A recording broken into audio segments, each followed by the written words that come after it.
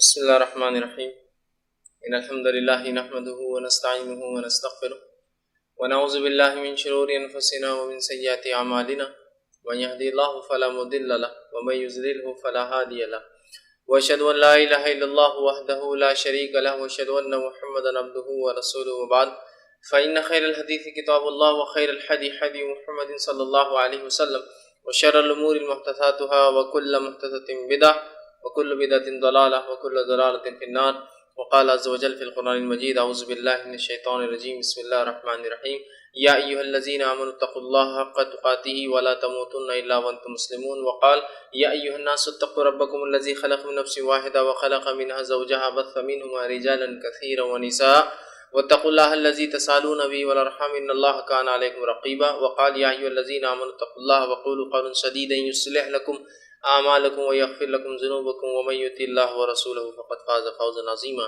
اللهم صل علی محمد وعلى آل محمد كما صلیت علی ابراہیم وعلى آل ابراہیم انک حمید مجید اللهم بارک علی محمد وعلى آل محمد كما بارکت علی ابراہیم وعلى آل ابراہیم انک حمید مجید رب اشرح لی صدری ویسر لی امری واحلل عقدۃ من لسانی یفقهوا قولی اما بعد تمام تعریفیں اس اللہ عز و جل کے لیے لائق و زیبا ہے جو تمام جہانوں کا بنانے والا اور اسے پالنے والا ہے، اور درود و سلام اس کے آخری نبی محمد صلی اللہ علیہ وسلم پر۔ الحمدللہ ہم تمام یہیں ہفتے واری درس قرآن کے لیے جمع ہوئے ہیں، اور انشاءاللہ عزیز جو سلسلے وار کڑی ہم نے شروع کی تھی، اور جو ایک سیریز ہم نے شروع کی تھی کہ میت کے تعلق سے، موت کے تعلق سے، اس کے نماز جنازہ، تدفین اور دیگر تمام مسائل جو جنائز کے تعلق سے یا جنازے کے تعلق سے ہم عام زبان میں کہیں گے کہ انسان کے بیماری سے مرنے تک، مرنے کے بعد سے نماز جنازہ، تدفین اور دیگر چیزیں، اس کی دو کڑیاں میں آپ کے سامنے جو رکھ چکا ہوں انشاءاللہ عزیز۔ اس کے آگے کی تھرڈ اور لاسٹ کڑی آج میں رکھوں گا کہ ہم نے پچھلی مرتبہ جو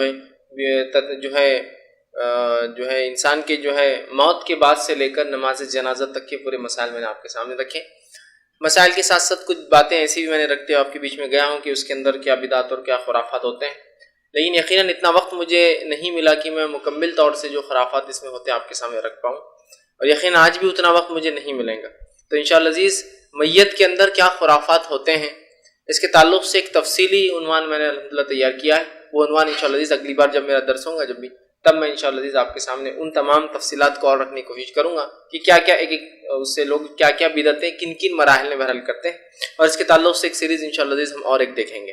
بہرحال آج جو باتیں ہم دیکھیں گے انشاءاللہ عزیز، نماز جنازہ تک ہم نے دیکھا تھا، نماز جنازہ کا مکمل طریقہ میں نے آپ کے سامنے رکھا تھا کہ کس طرح سے نماز جنازہ پڑھی جائے یا پڑھائی جائے، دونوں باتیں ایک جیسی ہے۔ جیسا میں نے پڑھنے کا بتایا ویسے ہی کوئی پڑھائے امام تو وہ طریقہ وہی امام کے لیے بھی ہوگا جو مقتدی کے لیے، یہ معاملہ ہو گیا، ٹھیک ہے۔ اب اس کے بعد آگے ہم بڑھتے ہیں۔ اب جنازے کی نماز ہو گئی، ٹھیک ہے، اور ظاہر سی بات ہے جنازے کو اٹھا کر لے جایا گیا ہوگا وہاں، یا نہ بھی اٹھا کر لے جایا گیا ہوگا تو اب اٹھا کے لے جانا پڑے گا اس کو۔ دونوں ہی سلسلے میں یہ بات کارآمد ہے کہ پہلے یا تو اٹھا کے لایا گیا یا پھر نماز کا اٹھا کر لے جایا جا رہا ہے، لیکن میں نے اس کو بعد میں رکھا اس چیز کو۔ اب جو بات ہم دیکھیں گے کہ جنازے کے ساتھ چلنے کی فضیلت کیا ہے، تو یاد رکھیے جنازے کے ساتھ چلنے کی بڑی فضیلت آتی ہے، اور نبی اکرم صلی اللہ علیہ وسلم فرماتے ہیں، صحیح مسلم کی روایت، آپ نے فرمایا کہا بیمار کی عیادت کرو، جنازے کے ساتھ چلو، یہ عمل تمہیں آخرت یاد کراتا ہے۔ بیمار کی بیمار پرسی کے لیے جایا کرو اور جنازے کے ساتھ چلا کرو، یہ تمہیں آخرت یاد دلاتا ہے۔ مطلب ایک انسان اگر آخرت کو یاد کرنا چاہتا ہے اپنی عام زندگی میں تو وہ کیا کرے، جو بیمار ہے اس کو وزٹ کرے، بیمار کے پاس جائے، ٹھیک، اس سے اس کو پتہ چلتا ہے کہ یہ بھی میرے جیسا ایک انسان ہے، یہ بھی میرا ہی دوست ہے، رشتہ دار ہے، ہم عمر ہے، ہم اثر ہے، اس کے پاس مال و دولت ہے، سب کچھ ہے، لیکن آج اس کی بیماری نے اس کو کیا کر دیا، تو انسان کو آخرت یاد آتی ہے۔ ورنہ ہوتا یہ کہ انسان دنیا میں رہ کر اور مال و دولت کی جو نعمت یا دیگر نعمتیں صحت کے تعلق سے یا رنگ کے تعلق سے یا سماج اور سوسائٹی کے تعلق سے اللہ جب دے دیتا ہے تو انسان میں ایک اکڑ پیدا ہو جاتی ہے، لیکن جب وہ اسی لیول کے ایک آدمی کو بیمار پاتا ہے، اس کا سب کچھ ہے لیکن وہ سب کچھ بھی اس کے آج کام نہیں آتا ہے، تو پھر احساسات جاگتے ہیں کہ کیا فائدہ ان تمام چیزوں کا، اور انسان رغبت۔ تو آپ نے فرمایا بیمار کی بیمار پرسی کو جایا کرو اور جنازے کے ساتھ چلا کرو، اس لیے کہ یہ دو عمل تم کو موت یاد دلاتے ہیں، یہ دو عمل تمہیں آخرت یاد ہے۔ آخرت سے مراد تمہاری اپنی موت اور اس کے سوال جواب اور اس کے بعد حساب اور کتاب، یہ یاد دلاتے ہیں، ٹھیک۔ تو آخرت کی یاد مطلب اپنی موت کو انسان یاد کرتا ہے، ٹھیک۔ تو یہ بڑی اہم بات ہے، یاد رکھیے جو حدیث میں بتائی گئی، ہمیں کوشش کرنی چاہیے کہ ہم بھی جنازے کے جو ہے پیچھے چلیں۔ اسی طرح جو ہے آپ صلی اللہ علیہ وسلم نے جنازے کے تعلق سے جو باتیں بیان کی اس میں یہ چیز بھی آتی ہے کہ ایک تو جنازے کو جلدی اٹھا کر لے جانا چاہیے، مطلب اس کو تاخیر نہیں کرنا چاہیے۔ اس تعلق سے جو روایت آتی ہے صحیح بخاری کی روایت، آپ سے فرماتے اور کہتے ہیں، بڑی اچھی بات آپ نے فرمایا، کہا جنازے کو جلدی لے کر چلا کرو۔ جلدی سے مراد دو باتیں ہو سکتی، جلدی سے مراد یہ کہ مرنے کے بعد جلدی تدفین کرو، ٹھیک ہے، اور جلدی سے مراد یہ کہ تیز چل کر، ٹھیک، لیکن بھاگنا مراد نہیں، یاد رکھیے، تیزی سے مراد بھاگنا بالکل نہیں، تیز مطلب جلدی میں جو آپ وہ کرتے ہیں، جلد بازی نہیں لیکن جلد کوئی کام کو اسپیڈیلی کرنا جس کو بولے، تو آپ فرماتے ہیں کہ جلدی کرو۔ اگر نیک ہے تو تم اسے جو ہے آپ فرماتے ہیں اچھائی کی طرف لے جا رہے ہو، اگر نیک انسان ہے تو اس کو پہنچاؤ دو اس کے اپنے اجر تک، خبر میں چلا جائیں گا تو حساب و کتاب شروع، مطلب اس کا سوال جواب شروع ہو جائیں گے، یہ اپنے اجر کو پہنچ جائیں گا کہ اس کے لیے جنت کی کھڑکی کھول دی جائیں گی اور وہ سو جائیں گے۔ اگر نیک ہے تو جلدی کرو اس لیے کہ تم اچھائی کی طرف لے جا رہے ہو، اور بد ہے تو بھی جلدی کرو اس لیے کہ تم برائی کو اپنے کاندھے سے جلدی اتار دو۔ دونوں ہی بات حقیقت والی، نیک ہے تو جلدی کرو، اور جب مردہ انسان مر جاتا ہے تو حدیث میں آتا ہے، آپ نے فرماتے ہیں کہ جو نیک ہوتا ہے وہ بولتا بھی ہے مردے زندوں سے، ارے جلدی کرو مجھے جلدی لے جاؤ، چونکہ اس سے اپنا اجر کا انتظار ہوتا ہے۔ اور اگر بد ہے تو حدیث میں آتا ہے وہ چلاتا ہے لیکن کوئی سن نہیں پاتا، یاد رکھیے، سن نہیں پاتا ہے، چلاتا ہے کہ مجھے کہاں لے جا رہے ہو، ادھر ادھر مجھے مت لے جاؤ۔ ایک روایت میں ہے کہ زمین اور آسمان کی تمام مخلوق اس آواز کو سنتی ہے سوائے انس اور جن کو چھوڑ کر، کتے بلی جانور سب سنتے ہیں اس کو سوائے انس اور جن کو، یہ دو لوگوں کو نہیں، اس لیے کہ یہ غائب کی چیزیں ہیں نا، تو ہمیں نہیں بتائی جا سکتی، ورنہ پھر ہم بھی نیک ہو جائیں گے، آزمائش ختم ہو جائیں گی، ٹھیک، سب سنتے ہیں پھر اس کی آواز کو، وہ جو تکلیف سے چلاتا ہے کہ مت لے جاؤ یا سزائیں ملتی ہے، یا جو بولتا ہے جلدی لے جاؤ، بہرحال تو آپ نے فرمایا جلدی کرو، نیک ہے تو اچھائی کی طرف لے جا رہے ہو، ایک اچھا کام ہے اس کے لیے جلدی ہونا چاہیے، اور بد ہے تو اپنے کاندھے سے برائی کو جلدی اتار دو، کیوں اس کو شر کو لے کے گھومتے ہو اپنے کاندھوں پر، ٹھیک۔ تو جنازے میں کوشش کرنا چاہیے، خام و خواہ لیٹ مت کیجیے، جلد سے جلد اس کو اپنی جگہ پر پہنچا، مطلب خبر میں ڈال دیجیے۔ اب جنازے کے جب آپ لے کر چلیں گے تو جنازے کے آگے چلنا یہ مستحب ہے اور افضل ہے، یاد رکھیے، پیچھے نہیں چلنا چاہیے۔ ہاں بس ہوتا ہی ہے کہ لوگ اکثر جنازے کے پیچھے چلتے ہیں، جنازے کے آگے چلنا چاہیے، فرنٹ میں چلنا چاہیے، اس لیے کہ جو ہے سنن ابن ماجہ کی روایت ہے، ابو داؤد کی روایت ہے، نسائی کی روایت ہے، آپ صلی اللہ علیہ وسلم کے تعلق سے آتا ہے کہ جب آپ چلتے تو جنازے کے آگے چلتے، ابوبکر صدیق رضی اللہ عنہ بھی جب چلتے جنازے کے آگے چلتے، عمر ابن خطاب کو بھی دیکھا گیا کہ جب بھی چلتے جنازے کے آگے ہی چلتے۔ تو کوشش کرنا چاہیے جنازے کے آگے چلے۔ اب ہمارے پاس ہوتا ہے کہ لوگ جنازے کے پیچھے چلتے ہیں، اور نتیجتاً یہ ہوتا ہے کہ کاندھا دینے کے لیے کبھی کبھار آگے والا آدمی پھنس جاتا ہے، مطلب آگے سمجھ لیجیے جو آدمی ہے اسی کو دینا پڑتا ہے، چونکہ آگے لوگ نہیں ہیں، پیچھے لوگ کھڑے، پھر لوگ بھاگ بھاگ کر آگے آتے ہیں۔ ہونا ہی چاہیے کہ لوگ آگے کھڑے اور جنازے کو پیچھے سے اٹھایا جائے، مطلب لوگ سب آگے ہے، ہوتا ہے کہ لوگ پیچھے کھڑے ہوتے ہیں، جنازہ آگے سے اٹھتا ہے تو وہ پیچھے چلتے ہیں اس کی، یہاں پر ایک سسٹم ہے، نہیں الٹا ہے، ہمیں آگے چلنا چاہیے، جنازے کے آگے، کہ جنازہ اٹھ رہا ہے تو لوگ سب نکل کے یہ گلی سے جانا ہے تو سب آگے آ گئے، پیچھے سے اٹھاؤ، مطلب لوگ پیچھے نہیں ہیں اس کے، جنازہ ہی آخر میں، اور پھر آگے چل رہا ہے تو لوگ بھی آگے، اٹھانے میں سہولت، کاندھا دینے میں، تمام چیزوں میں، اور یہاں بس پیچھے لوگ چلتے، بہت لمبا کریلا چلتا ہے پیچھے، آگے چلنا چاہیے۔ لیکن جنازے میں چلتے وقت اس بات کا خیال رکھیں کہ لوگوں کو، انسانوں کو اور زندوں کو تکلیف نہ، ہمارے میت سے، ہمارے مردوں سے، ورنہ بہت سارے لوگ ہائی ویز کو بند کر دیتے ہیں، بڑی بڑی شہراؤں کو بند کرنا یہ درست کبھی نہیں ہوگا، اس لیے کہ ہمارے ایمان کا حصہ ہے کہ ہم راستے سے تکلیف دہ چیز کو ہٹاتے ہیں، لہٰذا میت کو بھی ہم راستے میں تکلیف دینے والی چیز نہیں بنائیں گے۔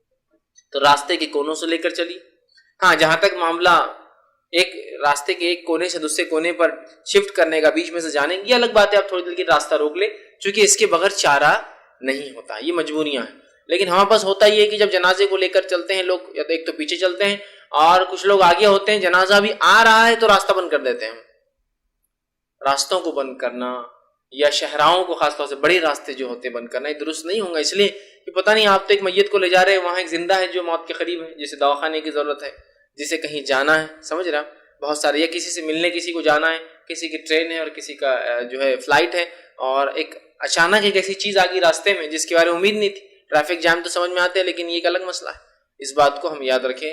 اور بہت سارے لوگ اس کو بہت ایک ایسا معاملہ کرتے ہیں کہ جیسی میت نکلی کہ وہ پہلے سے راستے بند کرنا شروع کر دور دور تک کہ نہیں میت آ رہی، نہیں، آپ جب پہنچیں گے راستہ، ظاہر سی بات اتنے لوگ جائیں گے تو خود رک جائیں گے، فوراً آپ شفٹ ہو گئے، جنازہ آپ نکل کے معاملہ ختم ہو گیا، ٹھیک ہے۔ تو اس چیز کو جو ہے خاص خیال رکھیں کہ ہم جنازے کے آگے چلے، اور جنازے کو جلد سے جلد، جتنے دوڑتے ہوئے نہیں لیکن تیزی سے لے کر چلے، اور قبرستان تک جو ہے پہنچا دے، اور کوشش کرے کہ راستے میں کسی کو تکلیف نہ آئے۔ اب جو اس کے ساتھ چلتا ہے اس کی فضیلت کیا ہے؟ آپ صلی اللہ علیہ وسلم فرماتے ہیں جو شخص جنازے کے ساتھ چلے، اور نماز جنازہ تک شریک ہو. حدیث کے الفاظ اس طرح سے صحیح بخاری کی روایت نے فرمایا جو شخص ایمان کے ساتھ ثواب کی نیت سے کسی مسلمان کے جنازے کے ساتھ چلا پھر نماز جنازہ تک اور دفن تک اس کے ساتھ رہا تو اسے 2 قرات یا 2 جو ہے قرات جو ہے ثواب ملتا ہے.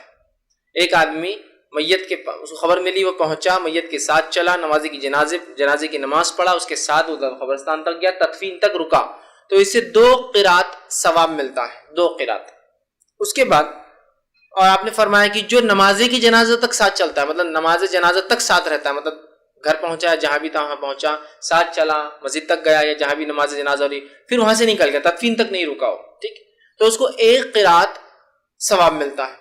لوگوں نے پوچھا اللہ کے رسول یہ قرات کیا ہے، یہ جو آپ بول رہے ہیں قرات، یہ پیمانہ، یہ کوانٹٹی کتنی ہوتی ہے؟ تو کہا 1 قرات جو ہے احد پہاڑ سے بھی بڑا ہوتا ہے. تو 2 قرات مطلب 2 احد پہاڑ کے برابر. اور احد پہاڑ جو ہے یہ تقریباً جو ہے 9 میل، تقریباً 15 کلومیٹر کا پہاڑ ہے، 15 کلومیٹر اس کا پہاڑ کا ایریا ہے. اب پہاڑ ویسے ہی بڑے ہوتے ہیں، آپ اندازہ لگا لیجیے. تو کہا 1 قرات 1 احد پہاڑ کے برابر ہے، 2 قرات مطلب 2 احد کے برابر. اچھا، یہ اتنا ثواب کیوں دیا جا رہا ہے؟ اس کو سمجھنے کی ضرورت ہے.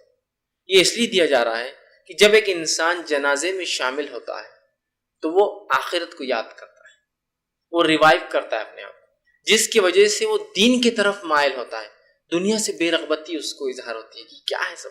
سمجھ رہے آپ؟ اس لیے اتنا ثواب دیا جا رہا ہے، مطلب فائدہ ہمارا ہے لیکن ثواب بھی دیا جا رہا ہے، لالچ بھی دی جا رہی ہے کہ تمہارا ہی فائدہ ہے، تم ہی آخرت کو یاد کرو گے، لیکن لالچ بھی تمہیں دی جا رہی ہے کہ تم ایسا کرو گے تو تم کو یہ اس کے بدلے ملے گا. اور اللہ چاہتا ہے کہ انسان دین پر چلے، لہٰذا ثواب کے طور پہ بھی دیا جا رہا ہے، فائدہ ہمارا لیکن پھر بھی ثواب دیا جا رہا ہے تاکہ آؤ آخرت کو یاد کرو اس سے.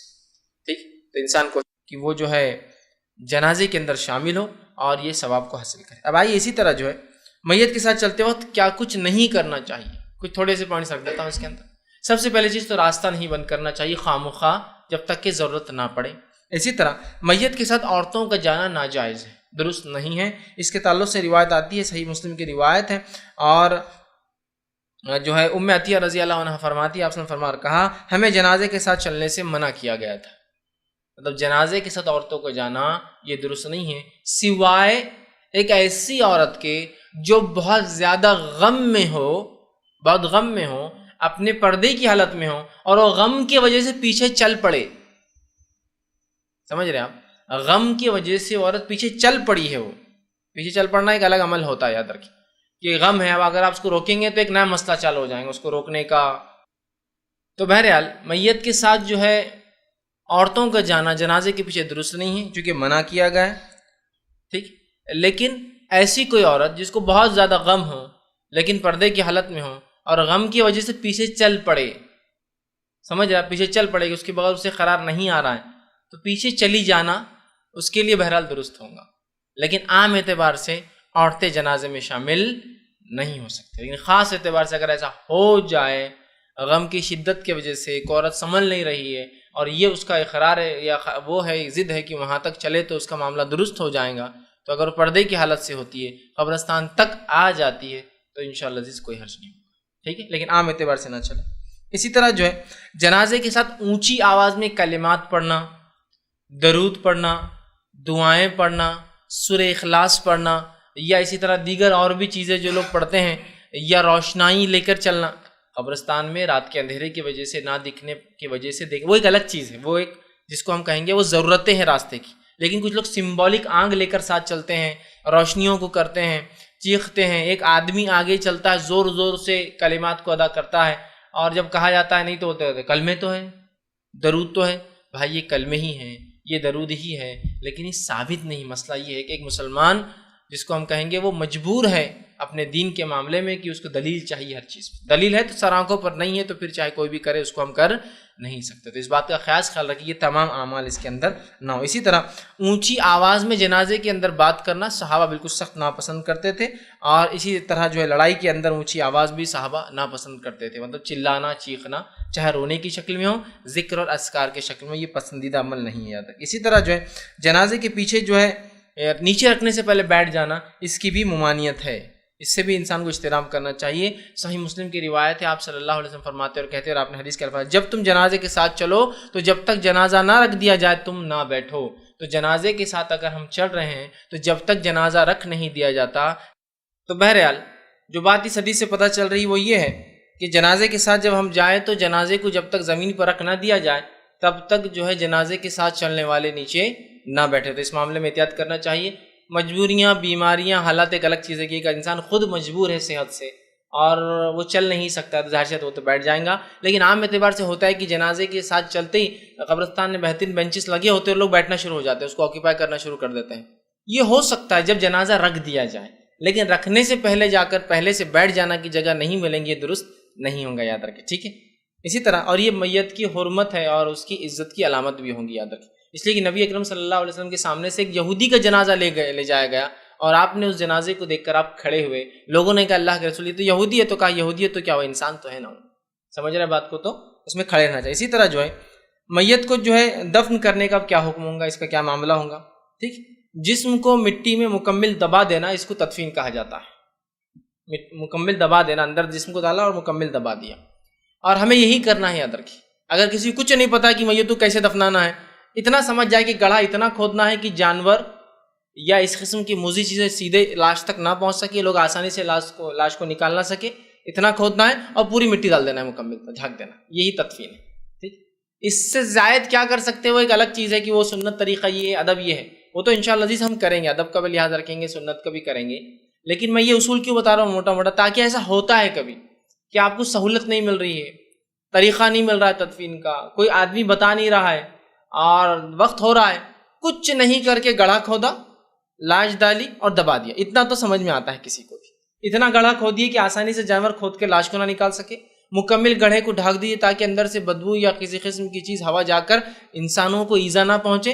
بس آپ نے اگر یہ کر دیا تو آپ نے بہت بڑا کام ہو چکا ہے آپ کا. بہت زیادہ اس میں ہونی، ہاں اس میں سنت ہے، اس کی انشاءاللہ سنت رکھ رہا ہوں، لیکن کچھ نہ ہو تو یہ تو انشاءاللہ ایک آدمی سمجھ سکتا ہے، یہ ہم کو جو ہے کرنا ہے. ٹھیک. اسی طرح جو ہے خبر کو گہری کھودنا چاہیے. ٹھیک. اس لیے کہ نبی اکرم صلی اللہ علیہ وسلم نے فرمایا خبر کو گہری کھودو، اچھی بناؤ، اور ایک خبر میں دو دو تین تین کو دفناؤ.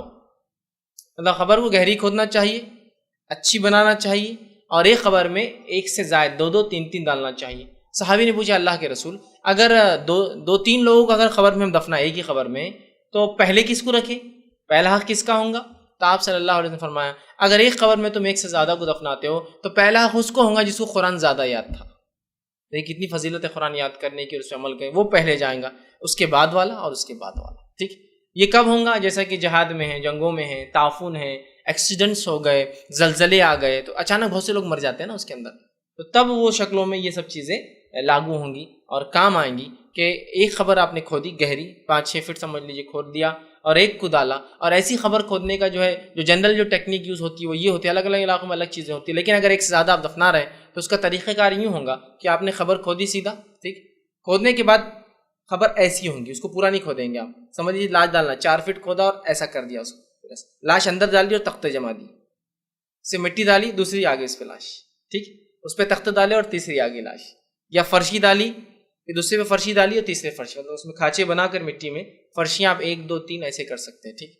یہ اس معنی میں ہی ہے کہ ایک سے زائد لاشوں کو اس میں دفنانا چاہیے. تو آپ صلی اللہ علیہ وسلم نے ایک سے زیادہ لوگوں کو دفنانے کا بہرحال ایک قبر میں حکم دیا. اسی طرح قبر جو کھودی جاتی ہے اس کے اندر 2 چیزیں استعمال ہوتی ہے، 2 طریقے اور دونوں ہی درست ہیں، آپ کر سکتے ہیں. مستحب کون سا ہے وہی بتا دیتا ہوں. قبر کھودنے کے 2 طریقے، ایک شق کا مطلب زمین کو پھاڑ دینا، سیدھا سیدھا کھود لینا، اور دوسرا ہوتا ہے لحد. ٹھیک. نبی اکرم صلی اللہ علیہ وسلم لحد کو پسند کیا شق کے مقابلے میں. شق قبر کون سی ہوتی ہے؟ وہ قبر جس میں سیدھا کھود دیا جاتا ہے، سیدھا، یہ شق سیدھا زمین کھود دی جاتی ہے، مردے کو ڈال دیا گیا. اور لحد خبر کہتے ہیں سیدھا زمین کو کھودنا، سیدھا اسٹریٹ، اور رائٹ ہینڈ کی طرف نیچے جا کر اندر سے تھوڑی سی کپار بنانا.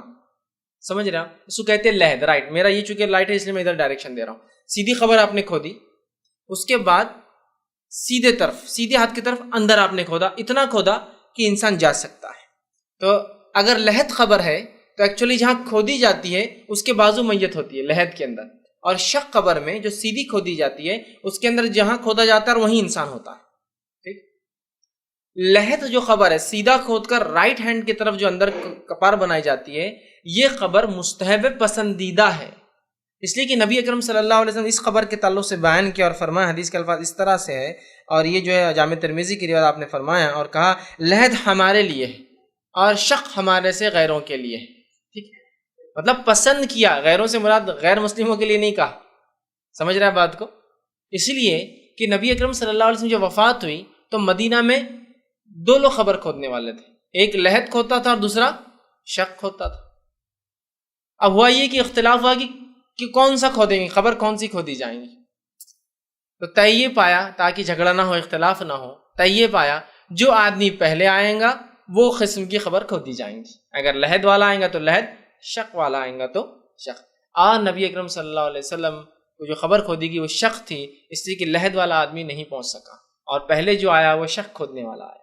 ٹھیک, تو پتہ چلا لحد بھی مستحب ہے, لیکن شق کوئی کمتر یا خراب یا صحیح نہیں, لیکن لحد چونکہ مستحب ہے. اور ہم کوشش کرتے ہیں نا میت کو ہر جگہ سے, ہر طریقے سے 100% پرفیکٹ اچھے سے ہو, ہے نا. باقی نماز, روزے, زکوٰۃ, حج کے مسائل معلوم ہو نہ ہو, میت کے مسائل تو ہر کسی کو پتہ ہے. پورے مفتیان ہوتے ہیں, آپ کسی کے جنازے میں چلے جائیے, مفتیوں کی کوئی کمی نہیں ہوتی, ایسا کرو, ویسا کھودو, ویسا ڈالو, تو کبھی نہیں ہوتی. تو کیوں نہ پھر جب باریکی میں ہم جاتے ہیں کسی چیز کے, تو یہ تو مستحب اعمال ہے, کرنا چاہیے. ٹھیک ہے, تو لحد خبروں کو وہ کرنا چاہیے. اور جب لحد خبر کھودی جائیں گی جو کہ سیدھی آ کر رائٹ ہینڈ سائڈ کپار ہوں گی, جس میں انسان پورا چلا جائے, تو اس کو بند کرنے کا طریقہ یہ ہے کہ کچی اینٹوں سے اس کو بند کرنا پڑتا ہے. یاد رکھیے, کچی اینٹوں سے. تو کچی اینٹیں سے مراد کیا معلوم, جو اینٹ بنانے کے لیے سانچے میں ڈالی جاتی ہے, سانچے میں ڈالنے کے بعد اس کو پکایا نہیں جاتا ہے, کچی اینٹ اس کو بولتے ہیں. سمجھے, پکی اینٹ نہیں, کچی اینٹ. مطلب جس کو سانچے میں ڈالا گیا وہ 6 انچ کی ہو سکتی ہے, ہمارے 9 انچ کی ہو سکتی ہے آج کے دور میں, یا پھر 4 انچ جو بھی ہے, لیکن اگر بڑی ہو تو اچھی ہے, تاکہ وہ ایک پہ ٹک سکے, کیونکہ اس میں کوئی گارا نہیں لگایا جاتا ہے, کوئی سیمنٹ کچھ نہیں یوز ہوتا ہے, تو لہٰذا چوڑی ہو تو اچھا ہے. تو کچی اینٹیں, مطلب وہ اینٹیں جو بھٹی میں پکائی نہ گئی ہو, سیدھا وہ سانچے والے ہوتے ہیں نا, ان کے پاس جائیے, ان کو بولی کچی اینٹ دیجیے, وہ دے دیتے ہیں آپ کو. ٹھیک, وہ رکھنا ہے آپ کو, اور اس سے وہ منہ بند کر کے پھر مٹی ڈالنا ہے اندر. سمجھ رہے ہیں؟ اب ہم جو کھودتے ہیں ہمارے علاقے میں وہ شق ہوتی ہے, سیدھی کھودتے ہیں, پھر میت کو ڈالتے ہیں, ڈالنے کے بعد فرشی ڈالتے ہیں. کچھ لوگ ایسی فرشی ڈالتے ہیں, خبر اس طرح سے فرشی ایسی ہے, کچھ لوگ ایسی فرشی ڈالتے ہیں, خبر سیدھی ہے, اندر رکھتے ہیں فرشی, جو بھی ہو سکتا ہے, کوئی مسئلہ نہیں. مقصد یہ کہ مٹی سیدھے مردے پہ نہ گرے, لیکن اگر مجبوریاں ہو تو سیدھی بھی ڈال دے تو کوئی گناہ نہیں, غلط نہیں. یاد رکھیے, جیسا کہ شہداء کے ساتھ ہوتا ہے, ان کو کہاں یہ سب چیزیں لائیں گے جنگ میں, وہ تو سیدھی مٹی ڈال دی جاتی ہے. بہرحال ٹھیک ہے, تو فرشی رکھی جاتی ہے ایسی ایسی, تختے رکھے جاتے ہیں ایسے ایسے, مختلف چیزیں بہرحال اس میں ہو سکتی ہے. ٹھیک ہے, لیکن کوشش کریں لحد کا سسٹم جاری کریں. لیکن بہت سی بار لحد کا سسٹم پریکٹیکلی تھوڑا مشکل جاتا ہے. جو مسئلہ اس کے پیچھے آتا ہے وہ یہ ہے کہ ہمارے قبرستانوں میں شق کا سسٹم رہتا ہے, مطلب جہاں خبر ہے وہیں مردہ ہوں گا, جبکہ لحد میں ہوتا کیا ہے, خبر جہاں کھودی جاتی ہے اس کے بازو خبر بنتی ہے ایکچولی, مطلب یہ صرف اندر اترنے کا ٹنل ہوتا ہے. اب مٹی اگر یہاں ڈالی جائے تو کیا ہوتا ہے, آدمی اس کو خبر نہیں سمجھتا کبھی, چونکہ بیٹھتا یہ حصہ نیچے کا. تو غلطی یہ ہوتی ہے پھر کہ لحد خبر کے اندر اگر معلوم نہ ہو کہ یہ لحد چل رہی ہے, مطلب فرسٹ لحد بنے گی, تو مطلب اس کے بعد کی خبریں آپ سمجھ رہے ہیں نا, پوری ایسی اندر جائیں گی. تو ہوتا کیا ہے کہ آدمی ڈبل کھود دیتا ہے اس کے اوپر, کیونکہ ہمارے پاس سسٹم نہیں ہے لحد کا. تو پریکٹیکل پرابلم کیا آتا ہے, میت کو دفنانے کے بعد وہ کھود دیتا ہے اس کے اوپر, کیونکہ یہاں شق کا سسٹم ہے, وہ دیکھتا ہے بازو خبر ہے تو ادھر کھود دیتا ہے. اب جب کھودتا ہے تو میت پہ چلا جاتا ہے. سمجھ رہے ہیں؟ تو لحد ہو تو پھر پتا ہو کہ لحد خبر ہے, یا لحد کا ایک کڑی بنا دے, ایک بار یہاں لحد خبریں اور یہ شق. لیکن کوشش کریں ہم لحد خبر بنائیں, ایسی خبر جو سیدھی جا کر سیدھے ہاتھ کی طرف اندر ہوتی ہے. یہ پسندیدہ ہے, نبی اکرم صلی اللہ علیہ وسلم نے اس کو پسند کیا. لیکن کوئی شق خبر بھی کوئی غلط نہیں ہے, اور کوئی اس میں کوئی قباحت نہیں ہے. لیکن جب ہم چاہتے ہیں زیادہ فائدہ اٹھائے کسی چیز کا, تو اس معاملے میں بھی ہم کو آگے بڑھنا چاہیے. ٹھیک, اسی طرح جو ہے لحد خبر کو بند آپ جو ہے مٹی سے اور اس کے جو ہے گارے سے کریں گے. ٹھیک, اور اسی طرح جو ہے جب میت کو آپ اندر ڈالیں گے, تو اندر جب لیں گی میت کو, تو اندر لیتے وقت پیر کی طرف سے اندر لیں گے. مطلب خبر سمجھ لیجئے اس طرح سے, یہ خبر ہے اور یہ پیر کا حصہ ہے, اور یہ سمجھ لیجئے میت کے سر کا حصہ ہے. تو انٹرنس جو ہوگا میت کو اس طرف سے اندر لیں گے. لیکن اگر ایسا نہ بھی ہو سکے, پریکٹیکل دشوار, یا مٹی نکلی ہوئی, بازو کی خبر بنی ہوئی آلریڈی, تو جگہ نہیں ہے, جنازہ رکھنے کو جگہ نہیں ہے, مردے کا وزن اتنا زیادہ, یا اس کے جسمانی کیفیت ایسی ہو چکی ہے, ایکسیڈنٹل کیس ہے, یہ ہے وہ ہے, کہ اس سے ایسا نہیں کرایا جا سکتا, تو کوئی مسئلہ نہیں, جو سہولت ہو ویسا اتار دیجیے. سمجھ رہے ہیں آپ, کوئی سے مسئلہ نہیں. اس لیے کہ دین اسلام ایک بہت آسان دین ہے, یہ مشقت میں اپنے ماننے والوں کو نہیں ڈالتا ہے. لیکن مستحب پسندیدہ طریقہ ہے کہ خبر یہ ہے, ادھر سر ہے ادھر پیر ہے, تو ایسا اندر لیا جائے, اور پریکٹیکلی بھی آسان ہوتا ہے, میت کو لیا اور لٹا دیا. اب ادھر سے لینے سے بہتر ہے ایسا لیا اور سر کی طرف آیا, سر سیدھا ہوگا, پریکٹیکلی اس کو آپ کھینچنے کی ضرورت نہیں کہ زیادہ اور کم, چونکہ جب آپ ادھر سے لیں گے تو ایگزیکٹلی سر کے پاس آ کے آپ فٹ کر لیں گے. ورنہ آپ نے ایسا لیا اور کبھی ڈالا تو گردن کی جگہ نہیں آئی تو آپ ادھر سے کھینچیں گے اس کو. تو یہ سب سے بیسٹ ہے, پیر کی طرف سے لیا, سر ٹک گیا, باقی جسم ٹک گیا, آسانی سے نیچے ہوگا. ٹھیک, تو پیر کی طرف سے, لیکن دشواریوں اور مشکلوں کے تحت سینٹر سے ڈال دیجئے, سر کی طرف سے ڈال دیجئے, اوپر سے چھوڑ دیجئے. کچھ جگہ یہ ہوتا ہے کہ کرین سے ڈالا جاتا ہے, چونکہ وہاں آدمی جانے کی جگہ ہی نہیں ہوتی, اتنی قبریں بنی ہیں, تو ان کے پاس مشین ہوتی ہے قبرستانوں میں لگی, وہ مردے کو اٹھاتی ہے, لے جاتی ہے ایک جگہ اور اندر اتار کے چھوڑ دیتی ہے. ٹھیک, اور بند بھی کر دیتی ہے. ٹھیک, بہرحال یہ سب چیزیں ہو سکتی ہیں, لیکن اگر پاسبلٹی ہے آپ خود مینولی یہ سب کام کر رہے ہیں تو اس کو کدھر سے لے, پیر کی طرف سے میت کو اندر لے, داخل کریں. ٹھیک, آسانیوں کے تحت, کوئی دشواری نہیں. اور جب اس کو لے کر آپ لٹائیں گے تو چہرہ میت کا ہو سکے تو, یہ ساری باتیں دیکھیے, جہاں میت کے جسم سے تعلق چیزیں یہ سب ہو سکے تو, پاسبل ہے تو کوشش کرے کہ قبلے طرف کرے. اب لحد میں تو بہت آسان ہے, قبر سیدھی ہے, اندر ہے, آپ نے میت کو ایسا اندر ڈال دیا کہ قبر, اس کا منہ چہرہ کدھر ہے, قبلے کی طرف. ٹھیک, لیکن کوئی ضروری نہیں, کوئی ضروری نہیں ہو, لیکن کوشش کرے کہ ہو جائے. اب آپ نے شق قبر کھودی, سیدھی قبر ہے, تو ظاہر سے کوشش کیجیے تھوڑا سا میت کے سر کو ادھر کر دیں, تھوڑا سا, پریکٹیکلی پاسبل ہے تو, نہیں ہے تو چھوڑ دیں. میت سخت ہے, گردن کی کوئی بیماری اور آپریٹ ہوئی تھی, ممکن ہے کہ ایسا کرنے سے کوئی خون نکلنا شروع ہو جائے کچھ, ٹھیک, کوئی مسئلہ نہیں, لیکن اگر ہو سکتا ہے تو کر دے, نہیں تو کوئی مسئلہ نہیں. اور لحد کا تو بہت آسان ہے, اندر اتارا آپ نے, اندر لیا اور ایسا کر کے اندر ڈال دیا اور اینٹیں لگا دی, سپورٹ آٹومیٹک ہو گیا, اور پھر مٹی ڈال دی اس کے اندر. ٹھیک, تو اگر ہو سکے تو قبلے کی جانب اس کا سر چہرہ کرنے کی کوشش, یا پورے جسم کو تھوڑا سا آپ ایسا کر سکتے ہیں. بٹ یہ سب چیزیں بالکل نیچرل حالت میں ہوں گی, اس میں کوئی اب نارملٹی نہیں, کوئی کھینچتان میت کے ساتھ نہیں ہوگی. جب آپ میت کو اندر اتار دیں گے تو اگر آپ نے کوئی چیز اس کو باندھی ہو, گراہیں, وہ ساری گراہیں آپ کو کھول دینا پڑے گی. باندھا تھا, پیٹ پھول رہا تھا تو, یا اٹھانے کے لیے باندھا, یا پھر وہ کفن نکل نہ جائے بلکہ پیر سے باندھتے ہیں. ہمارے پاس جو کفن ہوتا ہے اس میں دو طرف باندھتے ہیں, جیسا ایک چاکلیٹ ہوتا ہے نا, بیچ میں میت ہوتی ہے اور دونوں طرف سے ریپ اس کو موڑ دیتے ہیں اور باندھ دیتے ہیں. تو وہ سب کیا کریں گے, آپ کھول دیں گے, ادھر سے بھی کھول دیا, ادھر سے بھی کھول دیا, سینٹر کو جو باندھا تھا, ساری گراہیں جتنے بھی اس میں آپ نے گاٹے باندھیں گی, سارے گاٹے کیا کر دیں گے, آپ کھول دیں گے اور کفن ڈھیلا کر دیں گے اور اس کا چہرہ ادھر کر دیں گے. یہ ہوا. اب اس کے بعد فرشی لگائیے, تختہ لگائیے, لحد کے اندر مٹی کی اینٹیں لگائیے, کوئی مسئلہ نہیں. کچھ نہ ملے تو سیدھا مٹی ڈال دی. لیکن ہم سے جو چوک ہوتی ہے وہ یہ ہوتی ہے کہ قبر میں سب سے پہلے ہم پاس ڈالنے کے بعد پاؤڈر چھڑکا جاتا ہے, خوشبودار کچھ پاؤڈر ہوتا ہے, پھر اس کے بعد پانی ہوتا ہے گلاب کا, وہ چھڑکا جاتا ہے. پھر آج کل تو گلاب کے ساتھ زمزم بھی آ رہا ہے, 4-5 بوٹلیں گلاب کی, 1 بوٹل زمزم کی, 4-5 پیکٹ خوشبو کے ہوتے ہیں. پہلے وہ پاؤڈر چھڑکا جاتا ہے, پھر وہ گلاب کا پانی چھڑکا جاتا ہے, پھر زمزم کا پانی ڈالا جاتا ہے. یہ کوئی بھی چیز قبر میں ڈالنا درست نہیں ہے, کوئی بھی چیز سنت سے ثابت نہیں کہ کبھی نبی اکرم صلی اللہ علیہ وسلم صحابہ نے چاہے کتنے غریب یا کتنے ہی مالدار ہو, کوئی بھی ایسا عمل کیا ہو اپنی میت, کوئی بھی ایسا عمل کیا ہو, یہ سنت سے ثابت نہیں. یاد رکھیے, کوئی بھی ایسا عمل, ہم بس اتنی ساری چیزیں اس میں ڈالی جاتی ہیں. کبھی کبھار ایسا لگتا ہے کہ جو میت کا کفن لیتا ہے اس کے پیسے بھی نہیں ہوتے کفن خرید, جو کفن اتنا کاسٹلی ہو گیا, وہ 5 بوٹل گلاب کا پانی کو سستا تو نہیں آئیں گا نا, پھر 1 بوٹل زمزم کا پانی, پھر وہ خوشبودار پاؤڈر جو چھڑکا جاتا ہے پتہ نہیں وہ کتنا. تو ایسا ہوتا ہے کہ ایک میت مطلب ایسا ہو رہا, سوفسٹیکیٹڈ معاملہ ہو جا رہا کہ کیا کیا چیزیں پتہ نہیں اس کو ڈالی جا رہی ہے, اور ہر چیز کا ایک اپنا عمل ہے, اپنا طریقہ کار ایجاد کردہ ہے نا. وہ دفنانے والا بہت اچھا جانتا ہوں کہ بھائی وہ پاؤڈر لاؤ بولا تو اس کو پاؤڈر ہاتھ میں دے دینا پڑتا, پاؤڈر لیتے کہ اسپیشل طریقے سے پھینکتا ہو, اور کوئی دوسرا ہاتھ ڈالا پاؤ سر کو ہاتھ مت ڈالو بیچ میں, تم کو نہیں آتا. مطلب اس کا بھی ایک اس کی ٹیکنیک ہوتی ہے, اور سب سمجھتے ہیں سنت ہے, ہاں نہیں ایسی کرنا. اگلی بار کسی کو موقع ملا ایسا کرنے کا تو بہو اس کو کاپی کرتا ہو کہ نہیں وہ خبر والا ایسا کر رہا تھا. یہ سنت نہیں ہے, اس کا کوئی طریقہ یہ ہے ہی نہیں ڈالنا, تو آپ اس کو طریقہ اور فلاں اتنی ساری اس میں سوفسٹیکیشن پیدا نہیں کر سکتے آپ. ٹھیک, جو چیز ثابت ہی نہیں, کچھ بھی نہیں ڈالنا ہے خبر میں, کچھ بھی نہیں ڈالنا میت کے جسم پر, کچھ بھی نکالنا نہیں اور کچھ بھی ڈالنا نہیں. سرما نہیں ڈالنا ہے, اس کے بال صاف نہیں کرنا ہے, اس کے زیر ناف بال نہیں نکالنا ہے, نہ خبر کے اندر کچھ مٹی ڈالنا ہے, نہ پاؤڈر ڈالنا ہے, نہ خوشبو ڈالنا ہے, نہیں تو. اب لوگوں کا مسئلہ نہیں, ڈال دیے تو کیا ہوا, اب یہ سب سے بڑا ایشو کھڑا ہو جاتا ہے. نہیں کر دیے تو کیا ہوا, بول دیے تو کیا ہوا, سن لیے تو کیا ہوا, عبادت ہو گئی تو کیا ہوا. ارے بھائی یہ ایسا ہو رہا ہے, یہ ایسے باتوں سے تو مکمل دین بدل جا رہا ہے. نہیں اتنا کر لیے تو کیا ہوا, اگلا آ کے اس کے اوپر سے کچھ تو بھی چڑھاتا نہیں. پھر عطر ڈال دی تو کیا ہوا, چونکہ میں مالدار ہوں نا, میں گلاب کا پانی کیوں ڈالوں گا, میں عطر کی بوٹل ڈالوں گا. تیسرا بولے گا میں عود اگر ڈال دیا تو کیا ہوا. چوتھا بولے گا میں عود کی دھوئیں دے دے اندر لے جا کے, بھائی میرے پاس بہت مال دولت ہے, میں جلا سکتا ہوں اتنا, تو عود کا دھواں دے دیا تو کیا ہوا. چوتھا بولے گا کہ بھائی میری تو عطر کی دکان ہے. ٹھیک, سمجھ رہے آپ؟ تو پھر کیا ہوا، ہم مکمل سنت کو چھوڑ کر ایک نیا دین اور نیا طریقہ پھر ایجاد کر لیں گے، جس سے ہوگا یہ کہ ہم صحیح طریقے کو اپنے ہاتھ سے گنوا بیٹھیں گے۔ تو یہ غلطی مت ہونے، کچھ بھی نہیں ڈالنا ہے۔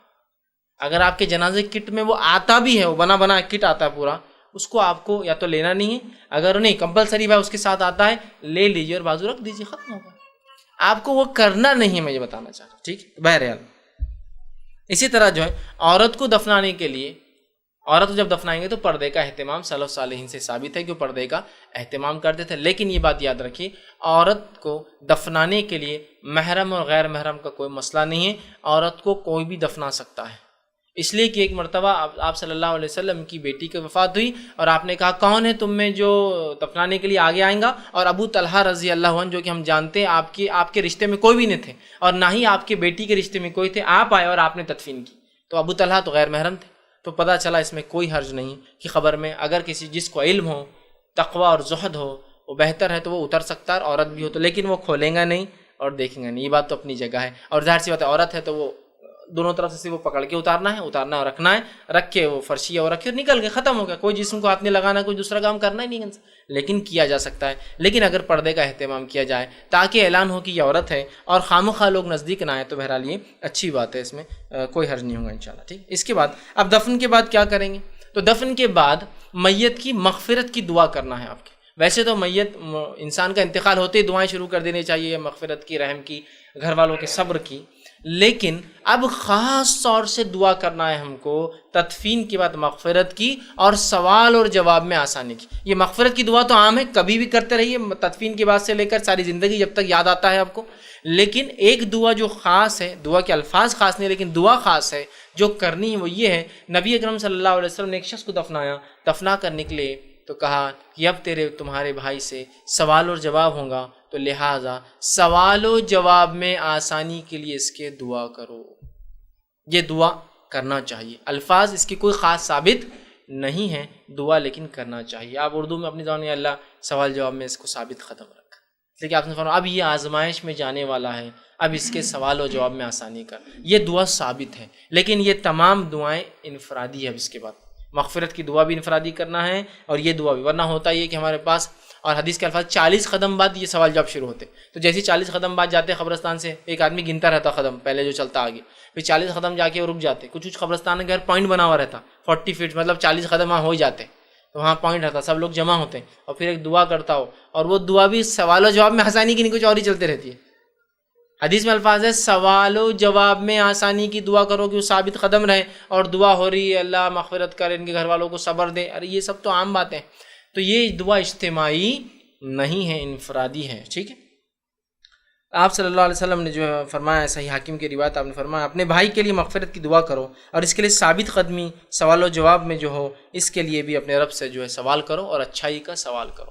تو کوشش کرنا چاہیے کہ ہم سوال و جواب میں اللہ اس میت کی آسانی کر، یہ دعا ہم کو تدفین کے بعد کرنا اچھا تدفین کے وقت ایک چیز میں بھول گیا، وہ یہ ہے کہ جب آپ نے میت کو دفنا دیا، اندر ڈال دیا، اب مٹی ڈالی جا رہی، تو مٹی ڈالتے وقت جو سنت طریقہ ایک تھا، آپ صلی اللہ علیہ وسلم مٹی کو ایسے ہاتھ میں اٹھاتے اور 3 مرتبہ سر کی طرف سے مٹی ڈالتے، خبر میں 1 2 اور 3 مرتبہ ڈالتے، یہ سنت ہے، ٹھیک، 3 مرتبہ اندر جو ہے مٹی ڈالتے، یہ طریقہ سنت ہے، یاد رکھیے۔ لیکن یہ سنت نہیں ہے کہ ایک ٹوکرا لایا جائے، پھر وہ بولتے چلو مٹی دو سرانے کی، تو سب آدمی ایک ایک مٹھی ڈالتے ہیں ایسا لے کے، آپ سمجھ ایسا اٹھا کر سرانے کی طرف 3 مٹھی ڈالتے۔ تو اب آپ بولیں گے اتنے لوگ ہیں تو سہولت کے لیے ہم ٹوکرا گھما رہے ہیں، سہولت کے لیے ٹوکرا مت گھمائیے، سہولت کے لیے لوگوں کو گھمائیے آپ، کہ لوگ آئے مٹی ڈالے آگے بڑھ جائے، لوگ آئے مٹی ڈالے آگے بڑھ جائے، لوگ آئے مٹی ڈالے آگے بڑھ جائے، ٹھیک۔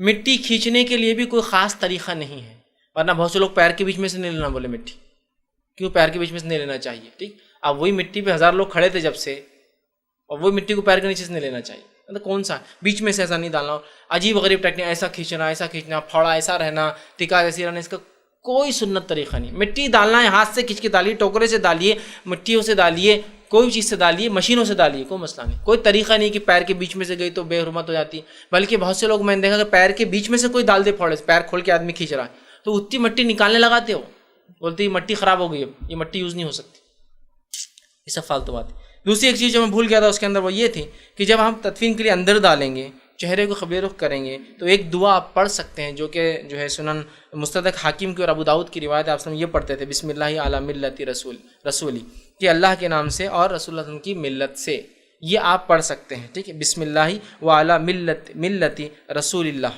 کہ اللہ کے نام سے اور رسول اللہ صلی اللہ علیہ وسلم کی ملت سے یہ شخص ہے، یہ آپ پڑھ سکتے چاہے تو، لیکن بہرحال یہ سنت ہے، اگر نہ بھی ہو بھول بھی جاتے تو کوئی اس میں انشاءاللہ ایشو نہیں۔ ہاں وہ 3 بار مٹی ڈالتے وقت وہ جو ایک دعا خاص پڑھتے ہیں منہا خلقناکم فیہا نعیدکم، ہے نا، وہ جو دعا ہے وہ سنت سے ثابت نہیں ہے۔ 3 بار ڈالنا ثابت ہے، لیکن 3 بار میں دعا پڑھنا جو قرآن کی آیت ہے کہ میں نے تمہیں اسی سے پیدا کیا اور اسی میں ڈالوں گا اور دوبارہ اسی سے اٹھاؤں گا، یہ پڑھنا سنت سے ثابت نہیں بلکہ بدعت ہے، ٹھیک۔ 3 بار ڈالیے اب سرہانے سے، سر کی طرف سے، ٹھیک۔ اب دفن کے بعد جو ہے اس کی ثابت قدمی کی دعا کرنا ہے۔ پہلا کام آپ کو جو کرنا ہے کہ اللہ اس کو ثابت قدم رکھ، اس کا معاملہ اچھا کر، اس کی مغفرت کر، اس پر رحم کر، جو بھی، اور خاص طور سے ثابت قدمی کی دعا۔ اس کے بعد جو ہے جو کام ہمیں کرنا ہے وہ یہ ہے کہ قبر جو ہوں گی اس میں اتنی مٹی ڈالنا ہے کہ قبر ایک تو لیول ہو جائے، یا لیول نہیں کرنا ہے تاکہ پتہ چلے کہ یہاں قبر ہے، ٹھیک ہے۔ کچھ جگہ ہوتا ہے کہ قبرستان فکس ہوتے ہیں اور اندر داخلہ نہیں ہوتا، اس لیے کہ ان کو پتہ ہے قبر ہے تو کوئی جاتا نہیں، اور باقی خبریں ایگزیکٹلی پوائنٹ آؤٹ کی جاتی کہ یہاں ہے، تو پتہ ہے کہ یہاں خبر ہے تو کوئی آدمی پیر نہیں رکھے گا۔ لیکن جہاں ایسے علامت نہیں ہے کہ خبر ہے پتہ چلے، تو قبر کو ایک بالشت یا اونٹ کی کوہان کی اتنی اونچی کرنا جائز ہے۔ نبی اکرم صلی اللہ علیہ وسلم کا جو روضہ ہے، آپ کی جو خبر ہے، وہ بھی جو ہے اونٹ کے کوہان یا 9 انچ ایک بالش، جس کو ہم اتنی اونچی ہے زمین سے، ٹھیک، ایسا مطلب یوں کر کے بیچ میں اس کی ہائٹ اونٹ کے کوہان۔ اونٹ کی کوہان کیسی ہوتی ہے؟ دونوں طرف نیچے اور بیچ میں اونچی، تو ویسی خبر دونوں طرف نیچے بیچ میں اونچی، سمجھ رہا، خبر ایسی۔ تو زیادہ زیادہ کتنی ہائٹ ہوں گی اس کی؟ ایک بالش، 9 انچ، جس کو ہم زبان میں کہیں گے، یا پھر فلیٹ بھی کر سکتے آپ، بالکل لیول۔ لیکن لیول وہاں کریں گے جہاں پتہ ہو کہ لوگوں کو پتہ ہے کہ یہاں خبریں ہوتی ہیں، ورنہ نہ پتہ ہونے کی وجہ سے وہ پیر رکھ دیں گے کہ تو خبروں وہ پیر رکھنا، کھڑے ہونا بہت سنگین جرم اور گناہ اسلام میں، ٹھیک۔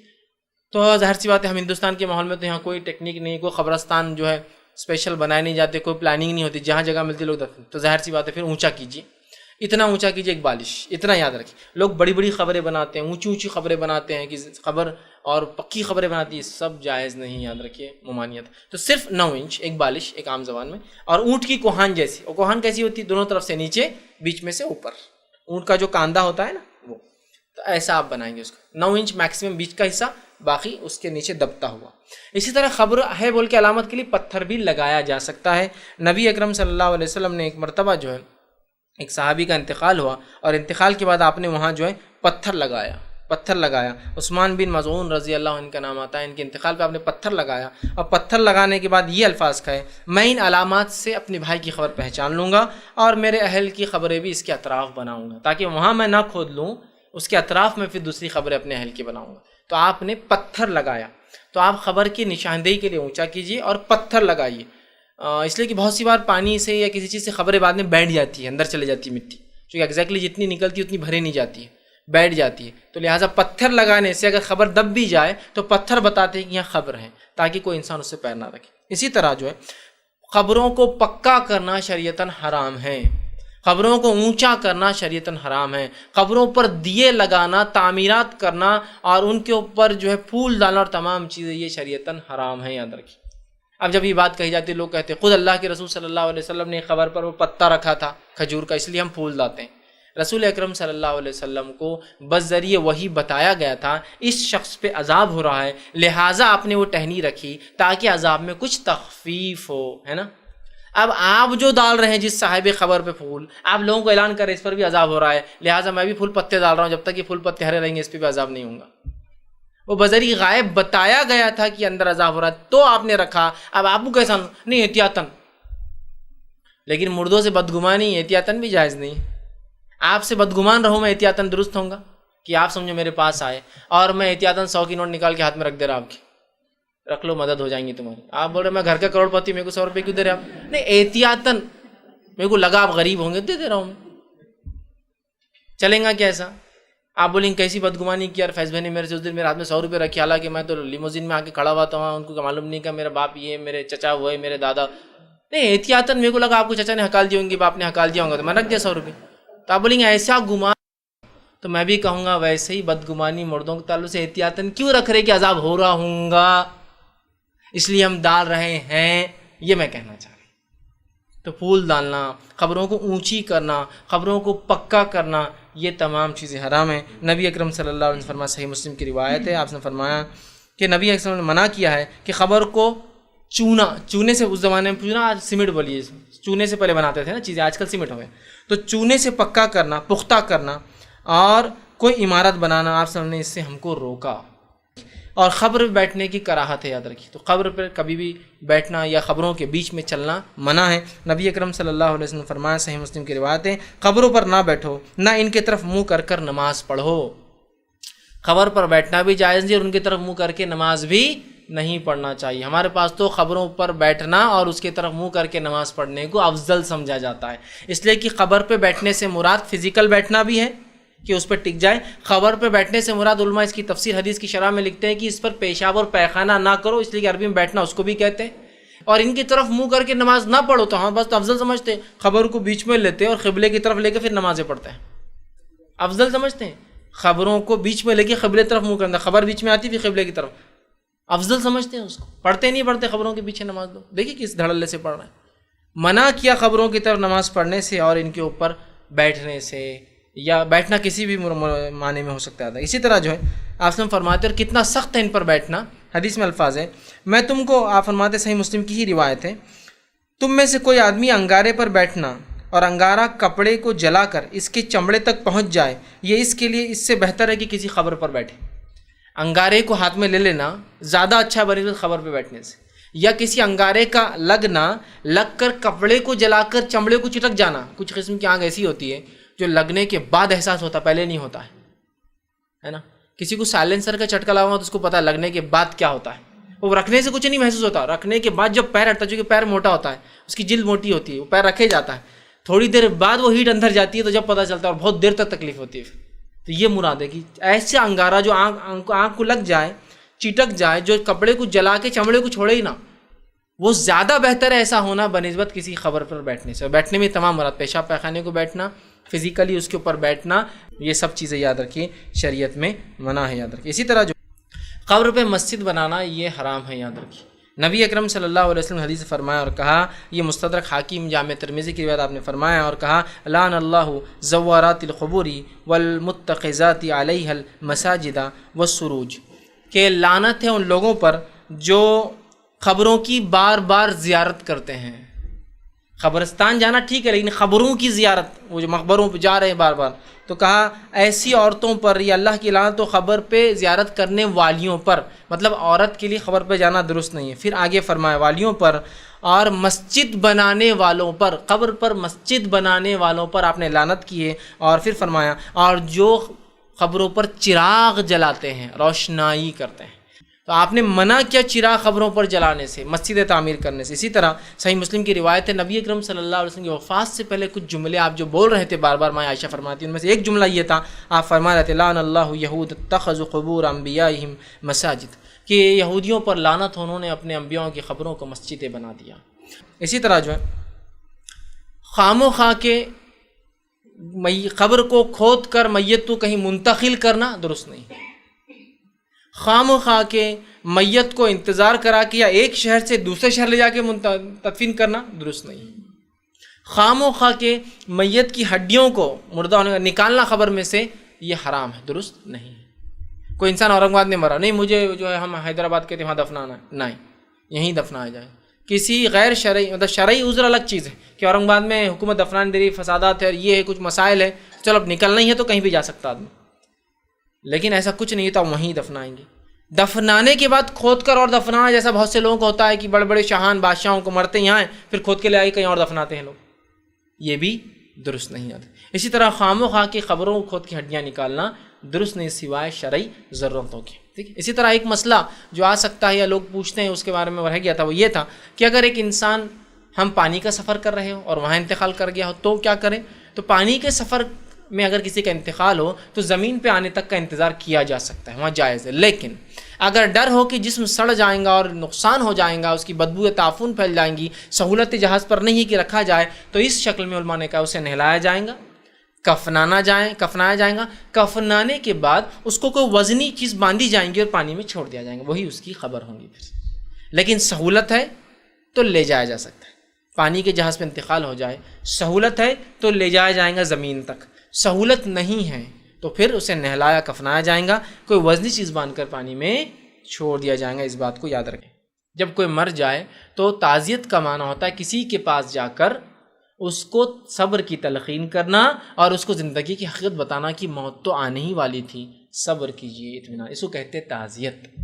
تو تعزیت کرنا مستحب ہے اور تعزیت کے لیے جانا بھی مستحب ہے۔ تو لہٰذا کسی کا انتقال ہو گیا، اب تدفین ہوگی، سب ہو گیا، آپ کو بعد میں خبر پتہ چلے کہ انتقال ہو گیا، اگر 3 دن کے اندر ہے تو ضرور تعزیت کے لیے جائیے۔ 3 دن کے بعد آپ جا سکتے، لیکن 3 دن کے بعد تو غم اس کا ویسے ہی ختم ہو گیا۔ عام بات کر سکتے ہیں پھر آپ تعزیت میں کہ چلو اللہ نے آپ کو صبر دیا، بڑی خوشی ہوئی کہ آپ نے قرآن و حدیث کے مطابق اپنی میت کی تدفین کی، اچھا لگا، اللہ آپ لوگوں کو اور صبر دے اور اس کا اچھا بدلہ دے، یہ ہو سکتا ہے۔ لیکن 3 دن میں تعزیت میں تو ظاہر سی بات ہے اس کے غم کے دن ہے، آپ مکمل ڈسکس کر سکتے ہیں کہ کیسے انتقال ہوا کیا، ورنہ آپ 3 دن کے بعد پھر کریں گے، پھر اس کے وہ زخم تازے ہو جائیں گے، پھر وہ غم شروع کر دیں گے، ہے نا۔ 3 دن کے اندر تو درست ہے، تو 3 دن کے اندر تعزیت کو جا سکتے ہیں، عورتیں بھی جا سکتی ہیں، مرد بھی جا سکتے ہیں۔ نبی اکرم صلی اللہ علیہ وسلم نے تعزیت کے بارے میں فرمایا، جو مومن مصیبت میں اپنے مومن بھائی کو تسلی دلاتا ہے، کوئی بھی مصیبت، گاڑی گم گئی، انتقال ہو گیا، کوئی چیز کھو گئی، کوئی چیز ہو گیا، کوئی نقصان ہو گیا، تسلی دلاتا ہے، اللہ عز و جل قیامت کے دن اس کو عزت کا لباس پہنائے گا۔ تو تعزیت دینا بڑا افضل عمل ہے، جایا کیجیے تعزیت کی، ٹھیک۔ اسی طرح تعزیت کا معنی ہی ہوتا ہے کسی کی وفات کے بعد جانا اور اس کے عزیز اقارب کو تسلی دینا اور ان کو صبر کی تلقین کرنا، یہ تعزیت ہے، ٹھیک۔ اب سوگ جو غیر شرعی ہے، 3 دن کے بعد یا پھر چیخنے چلانے والا سوگ، یا میں نے سوگ کا ایک طریقہ دیکھا کہ لوگ انتقال کے بعد اجتماعیت میں 3 دن جمع ہوتے، 3 دن سوگ ہے نا، تو 3 دن جمع ہو کے سب مل کر غم مناتے ہیں، روتے، خوب روتے دھوتے، مطلب 3 دن تک غم جائز ہے لیکن اس میں بھی طریقہ سنت کے مطابق ہوں گا، اجتماعی سوگ مناتے ہیں۔ کچھ لوگ تیسرے دن، 7ویں دن، 10ویں دن، 20ویں دن، 40ویں دن سالہ سال سوگ کے لیے جمع ہوتے اور سوگ مناتے، غم مناتے کہ ہمارا انسان مناتا۔ اسی طرح جو پہلی عید جو انتقال کے بعد، پہلی جو ہے 15 شعبان انتقال کے بعد، یا پہلی بقرعید اور رمضان کی انتقال کے بعد بولتے یہ غم کی عید ہے نا۔ 3 دن کے اندر اگر عید آ رہی ہے تو غم کی ہو سکتی ہے، 3 دن سے انتقال ہوا 29 رمضان کو اور دوسرے دن عید آ گئی، یا 30 کو عید آ گئی، یا 1 کو عید آ گئی، تو یہ 3 دن آپ کی غم، یہ تو الگ چیز ہے۔ لیکن ایسا نہیں ہے، اگر سمجھے انتقال ہوا 26 کو تو 26 غم کا دن، 27 غم کا، 28 اب عید منانا پڑیں گی آپ کو، کیونکہ 3 دن غم ہے نا۔ ہاں عورت ہے جس کے شوہر کا انتقال ہوا تو 4 مہینے 10 دن، وہ تو ایک ایکسیپشنل کیس ہے، ٹھیک۔ لیکن اس طرح سے غم کرنا یہ نہیں، یہ سب بدعت ہے سوگ کی، جو لوگوں نے منا لی، چیخنا چلانا، غیر ضروری جمع ہونا، جو سنت سے 3 دن ہے وہ 3 دن میں بھی جمع ہو کر اجتماعی سوگ کرنا، یہ سب چیزیں ثابت نہیں۔ اسی طرح جو ہے جس سے گھر انتقال ہو گیا ہے اس گھر کو کھانا بھیجنا یہ بھی مستحب ہے۔ نبی اکرم صلی اللہ علیہ وسلم کے دور میں مسند احمد کی روایت ہے، آپ کے چچا زاد بھائی جعفر الطیار، جو جعفر ابن ابی طالب رضی اللہ عنہ کا انتقال ہوا، تو آپ نے کہا چونکہ جعفر کے گھر کی عورتیں غم سے ہیں، اب غم میں کھانا بنانا کہاں ہوگا کسی سے، تو کہا تم اسے کھانا بھیجو، اور آپ سے کی اور بیویوں نے، زوج نے کھانا بنا کر ان کے گھر بھیجا۔ تو اس سے پتہ چلا کسی گھر انتقال ہو جائے تو کھانا بھیجنا مستحب، بھیجا کریے۔ لیکن اس کا ہرگز یہ معنی نہیں ہے جو ہمارے پاس ہندوستان میں لیا جاتا ہے، وہ کیا ہے کہ میت کسی گھر ہو جائے تو کھانا بنانا حرام ہے۔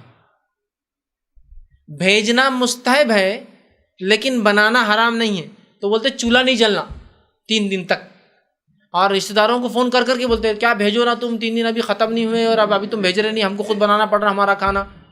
کیوں؟ تو انہوں نے کیا سمجھ لیا حدیث کا معنی، بھیجو حدیث میں ہے تو اس کا مطلب یہ کہ ہم نہیں بنانا، ایسا نہیں۔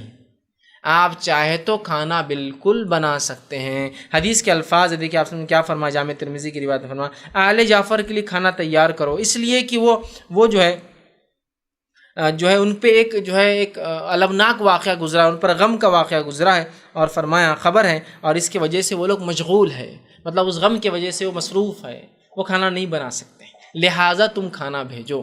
لیکن کوئی آپ کے رشتہ دار نہیں ہے، دوست نہیں ہے، جان پہچان والے شہر میں نہیں ہے، آپ بالکل کھانا بنا سکتے ہیں، کھانا بنا۔ اچھا کھانا بھیجنے سے مراد آپ کے لیے بھی ضروری نہیں گھر میں بنا کر ہی بھیجے، آپ ہوٹل سے بھی خرید کر دے سکتے ہیں، کوئی مسئلہ نہیں۔ شہر بڑھتے جا رہے ہیں، حالات ویسے نہیں ہوتے ہیں، آپ ہوٹل سے خرید کے دیجیے، ٹھیک۔ اور اس میں کوئی ممانعت نہیں، کسی چیز کی حرمت ثابت نہیں ہے، سمجھ رہے آپ؟ جیسا کہ بہت سے لوگ بولتے ہیں نہیں میت کے گھر پہ کھانا بغیر گوشت کا رہنا، بگارا، تو گوشت کا اگر کوئی بھیجے تو بولتے ہیں ہاں کوئی شادی دکھ رہی تم خوش دکھ رہے ہمارے میت کی موت پر، کوئی مسئلہ نہیں، کہ تو گوشت کسی کی موت پہ حرام نہیں ہے۔ اور گوشت کوئی ہاں کسی کے پاس گوشت کھانا اگر یہ مالداری کی یا خوشی کی علامت ہے تو میں کہوں گا پھر مت بھیجو، الگ بات ہے کہ مطلب گوشت عام چیز نہیں ہے، نہیں کھاتے عام طور سے، بہت خاص موقعوں پر خوشی میں کھاتے ہیں تو وہ تو ٹھیک ہے، پھر سمجھ میں آ رہا ہے۔ لیکن جب عام آپ کھاتے ہیں صبح اور شام دن اور رات تو پھر کیا؟ ہاں یہ الگ بات ہے کہ آسانی سے بننے والے کھانے کو ہم پریفرنس دیں گے کہ جلدی بن جائے، چاول جلدی بنتے، روٹیوں کو بہت ٹائم لگتا ہے، فوراً چاول بنا دیا۔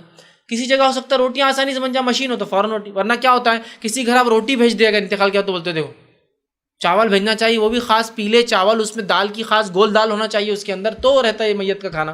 یہ دیکھو انہوں نے کیسا کھانا بھیج رہے، اس کی کوئی اسپیسیفکیشن نہیں ہے۔ جو سہولت ہو، جو آسانی ہو، جو جلدی بن سکے، جو زیادہ سے زیادہ لوگوں کو کھایا جا سکے، فوراً بنا کے بھیج دیجیے، ایک چیز ٹھیک۔ اسی طرح ہمارے پاس ایک غلط فہمی ہوتی ہے کہ جب کاندھا دے کر آتے ہیں تو ہر آدمی جو تعزیت ہے وہ گھر آ کر دیتا ہے۔ تعزیت قبرستان میں بھی دی جا سکتی ہے، لیکن وہ گھر آتا ہے، ایسا میت کے ساتھ پھر گھر آتے ہیں، پھر ہر آدمی آ کے ہاتھ ملاتا اور گلے ملتا اسے تعزیت کے، ٹھیک، گلے ملتا اور بازو کھڑا ہوتا، جاتا نہیں ابھی، پھر دوسرا آدمی آتا یہ بھی بولتا رکاؤ ان کو، رکاؤ ان کو، پورے رک، پھر ان سب لوگوں کو جو میت میں ان کو رکا کر کھانا کھلایا جاتا ہے۔ اور اس کھانے کے پیچھے کا عقیدہ یہ ہے کہ جو ہمارے میت کو تم نے کاندھا دیا، یہ کاندھا اتار رہے بولتے اس کو، مطلب اس کا بدلہ تم کو ہم کھانے کی شکل میں دے ہیں، کاندھا اتارنے، تو بولتے نہیں کس کو مت جانے تو بغیر کھانا کھائے کی، بھائی صاحب سب رک جائیے کھانا کھائے۔ تو ان کا عقیدہ ہے کہ کھانا کھلانے سے کاندھا بوجھ ہے، کاندھا دینا تو اس آدمی کے لیے جو دے رہا ہے اس کے لیے باعث اجر ہے، بوجھ توڑی ہے، تو بولتے کاندھا اتارنا، تو سب کو جمع کرتے ہیں اور سب کو پھر کھانا کھلاتے ہیں۔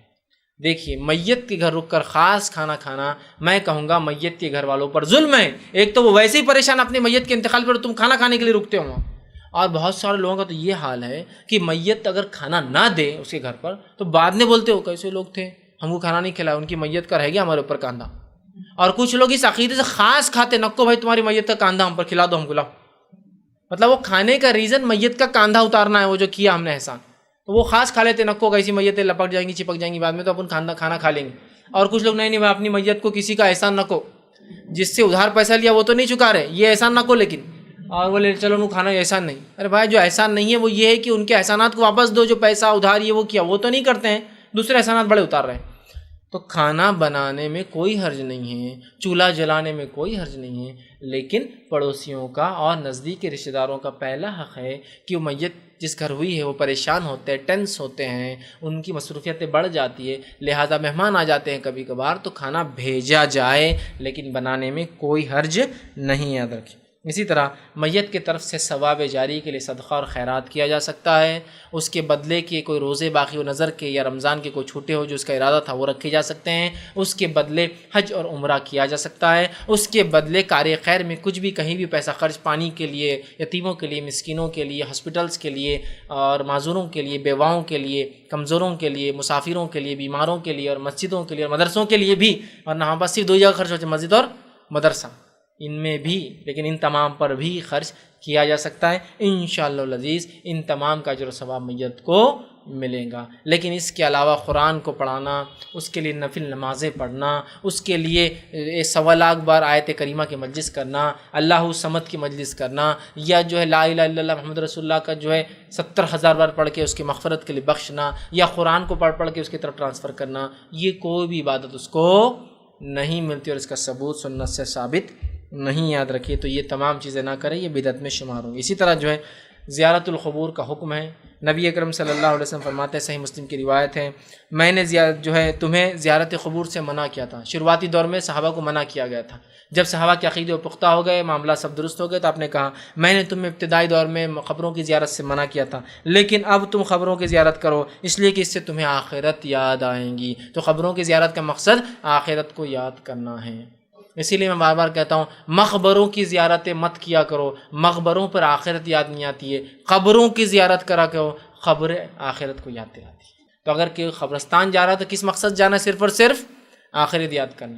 اچھا، تدفین کے بعد بہت سارے لوگ، یا تدفین کے بعد بہت سارے لوگ جو ہے سورہ بقرہ پیر کی طرف یا سر کی طرف، پھر سورہ یاسین سر کی طرف یا پیر، ہر جگہ الگ الگ طریقہ ہے پڑھنے کا، یہ 2 صورتیں پڑھتے ہیں۔ کچھ لوگ تدفین کے بعد اذان دیتے ہیں، ٹھیک، یہ سب باتیں بیکار ہیں، فضول ہیں۔ جو باتیں میں نے بتائی یہ سنت تھی، یاد رکھیے۔ انشاءاللہ ان معاملوں میں کیا بدعتیں ہوتی ہیں ابھی وقت نہیں تھا، میں اگلی بار ایک پورا عنوان ہی لوں گا میت کے تعلق سے کی جانے والی بدعتیں، بیماری سے لے کر پوری تدفین تک، پوری بدعتوں کا ایک انشاءاللہ سیشن ہوگا، اگلا نہیں لیکن اس کے جب بھی ہوگا ایک سیشن لوں گا جس میں پورا جو ہے صرف بدعتوں پر بات کروں گا، چونکہ ابھی اتنا موقع نہیں تھا کہ میں دونوں پارٹ لے سکوں، ورنہ یہ عنوان بہت لمبا ہو جاتا تھا، تو میں نے ابھی کیا کرنا ہے اور مختصر کیا غلط ہو رہا ہے وہ رکھ دیا، تفصیلاً کیا غلط ہوتا ہے میں اس کے لیے پورا ایک چیپٹر باندھ کے، ایک درس باندھ کے کہ بیماری میں کیا غلطیاں ہوتی ہیں، علاج میں کیا غلطیاں ہوتی ہے، مرتے وقت کیا غلطیاں ہوتی ہیں، مرنے کے بعد کیا غلطیاں ہوتی ہیں، تدفین سے پہلے، تدفین کے بعد، نماز جنازہ میں، اور اس کے بعد قبر میں دفناتے وقت، یہ سب رکھوں گا انشاءاللہ۔ اسی طرح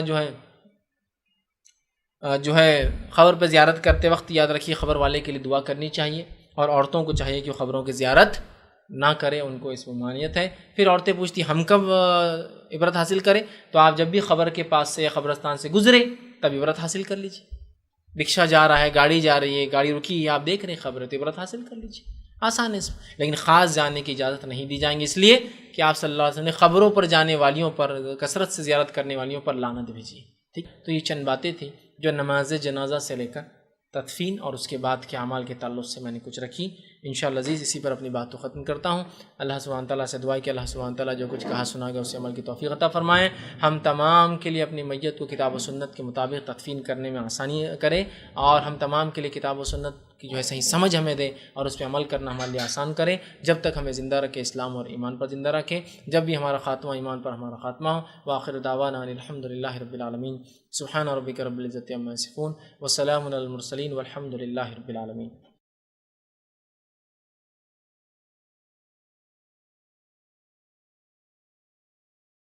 بسم اللہ الرحمن الرحیم، الحمد للہ رب العالمین، والصلاة والسلام علی خاتم النبیین والمرسلین، رب اشرح لی صدری ویسر لی امری واحلل عقدۃ من لسانی یفقہوا قولی۔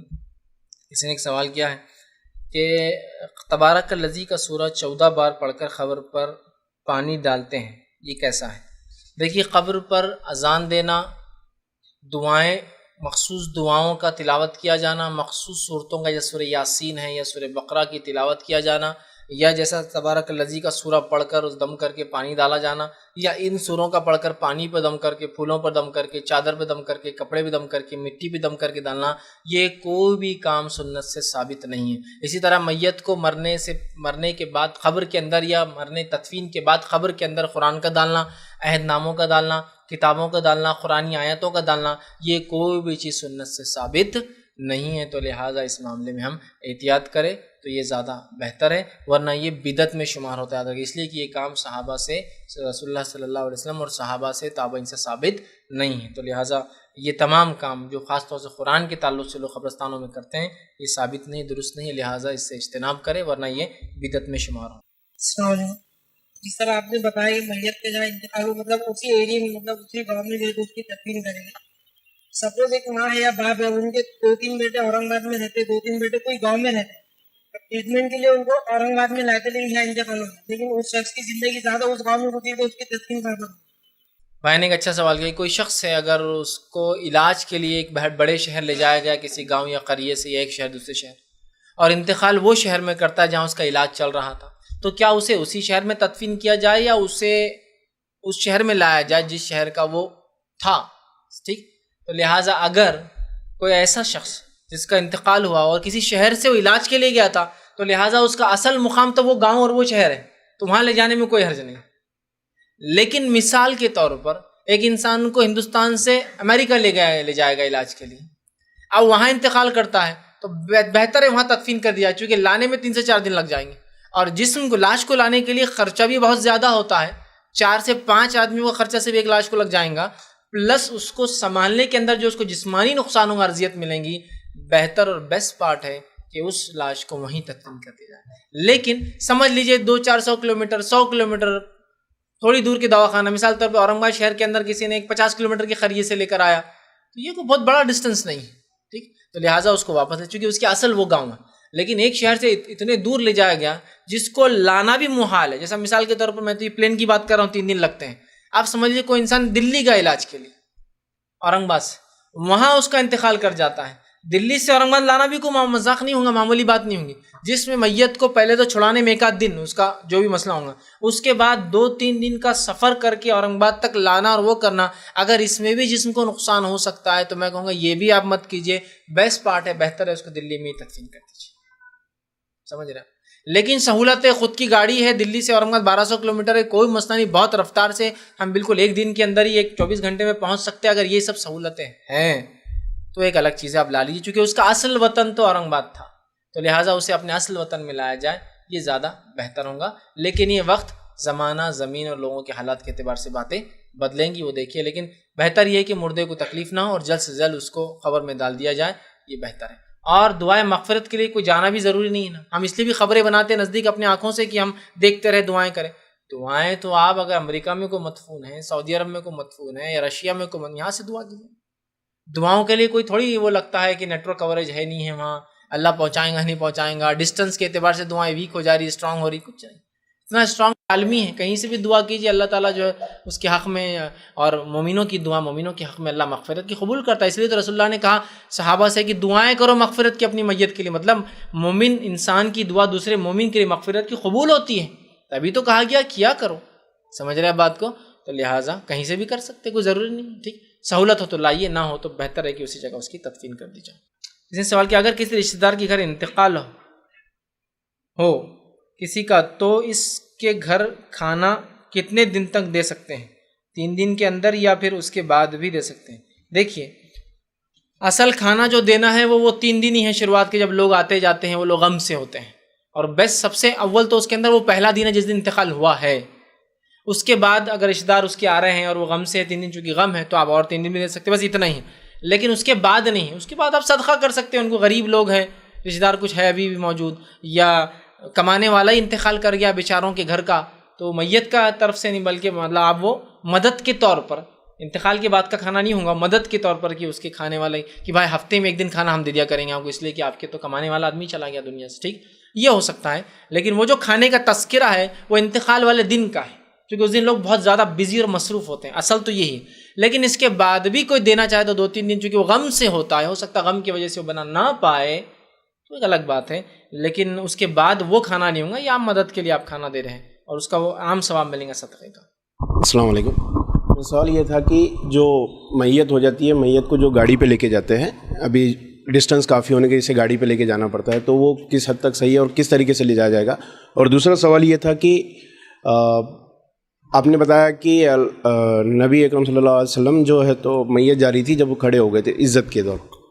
زندوں کے لیے عزت نہیں ہے، مطلب کہ عزت میں کھڑے ہونا یہ صحیح نہیں ہے، اور مردوں کے لیے کھڑے ہونا یہ کہاں تک، اس کے وضاحت کریے. بھائی نے سوال کیا کہ ان کا سوال کا پہلا حصہ تھا کہ کوئی انسان جو ہے اس کا انتقال ہو جائے تو اس کو گاڑی سے لے جانا ایک جگہ سے دوسری جگہ تدفین کے لیے کیسا ہے؟ شرعی مجبوریوں کے تحت یہ کیا جا سکتا ہے. عام حالت میں اس کی کراہت، ممانعت اور علماء نے اس کو حرام مانا ہے شرعی مجبوریوں کے تحت.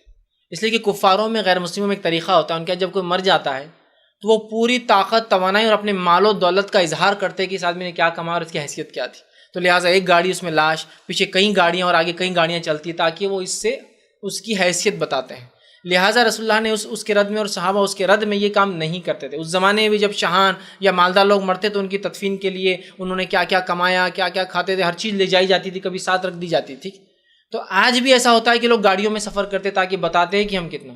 تو علماء نے عام اس میں تو اس کو منع کیا. ناصر البانی اور دیگر علماء کے بہت سارے فتاوے، انہوں نے سیدھا کا کراہت ہے، مکروہ اور ممانعت انہوں نے کیے کہ گاڑی میں لے جائے نہ جائے، اس لیے کہ کافروں کا طریقہ ہے، سوائے شرعی مجبوریوں کی. جیسا کہ وہ بیمار تھا ہاسپٹل سے گھر لانا ہے، یا پھر شہر اتنے بڑے ہو چکے کہ قبرستان 50 کلومیٹر دور ہے اور دفنانے کی اجازت نہیں ہے. بمبئی لے لیجیے مثال کے طور پر، آپ آسانی سے قبرستان نہیں ملیں گا آپ کو، اور اتنی ٹریفک ہے کہ آپ میت کو لے کے نہیں چل سکتے، زندہ چل نہیں سکتے، میت کو کیا لے کے چلیں گے آپ؟ تو وہاں گاڑی میں ڈالنا، سیدھا قبرستان اتارنا ہے. تو یہ مجبوریوں کے علاوہ تمام سہولتیں ہونے کے بعد گاڑی میں لے جانے کے تعلق سے تو علماء نے منع کیا. بالکل مکروہ کے فتوے کی منع ہے، یہ جائز نہیں ہے. جیسے سہولت سب کچھ ہے پھر بھی میں گاڑی میں لے جا رہا ہوں تو درست نہیں. لیکن اگر سہولت نہیں ہے، جیسا مثال کے طور پہ ایک بار ایک صاحب کے بچے کا انتقال ہوا تھا، اللہ ان پہ رحم کرے، اس بچے پہ اور بھی رحم کرے. تو بارش بہت تیز ہو رہی تھی، کیا کریں گے ہم؟ چھوٹا بچہ تھا. میں نے کہا آپ گاڑی میں لے کے چلے جائیں. تو تیز بارش رکی نہیں رہی بارش، اب کب تک انتظار کریں گے؟ تو وہاں تو انتظام کر لیں گے خبر پہ ڈھانکنے کا، لیکن اب بارش کا انتظام کیسے ہوگا؟ میں نے کہا آپ کار میں لے کے چل جائیے، سب سے بیسٹ کام. اور جو تدفین میں آ رہے کار میں چلے جائے، وہ بھی جو بارش تیز نہیں آ سکتے چھوڑو، چونکہ بارش صبح سے لے کر شام تک چالو تھی اس دن، اور تدفین دوپہر میں بارش شام تک کنٹینیو چل ہی رہی تھی. تو کیا کریں گے؟ مجبوری ہے. لیکن مجبوری اس سے ہٹ کر خاص طور سے کرنا یہ علماء نے کہا جائز اور درست نہیں ہے.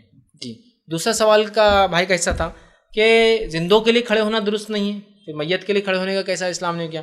دیکھیے زندوں کے لیے کھڑے ہونا تعظیماً وہ ایک الگ چیز ہے، میت کے لیے کھڑے ہونا ایک الگ معاملہ ہے. چونکہ شکل بدل گئی، حالت بدل گئی تو اس میں کوئی حرج نہیں. خبر کے لیے نہیں کھڑے ہونا ہے، میت کے لیے.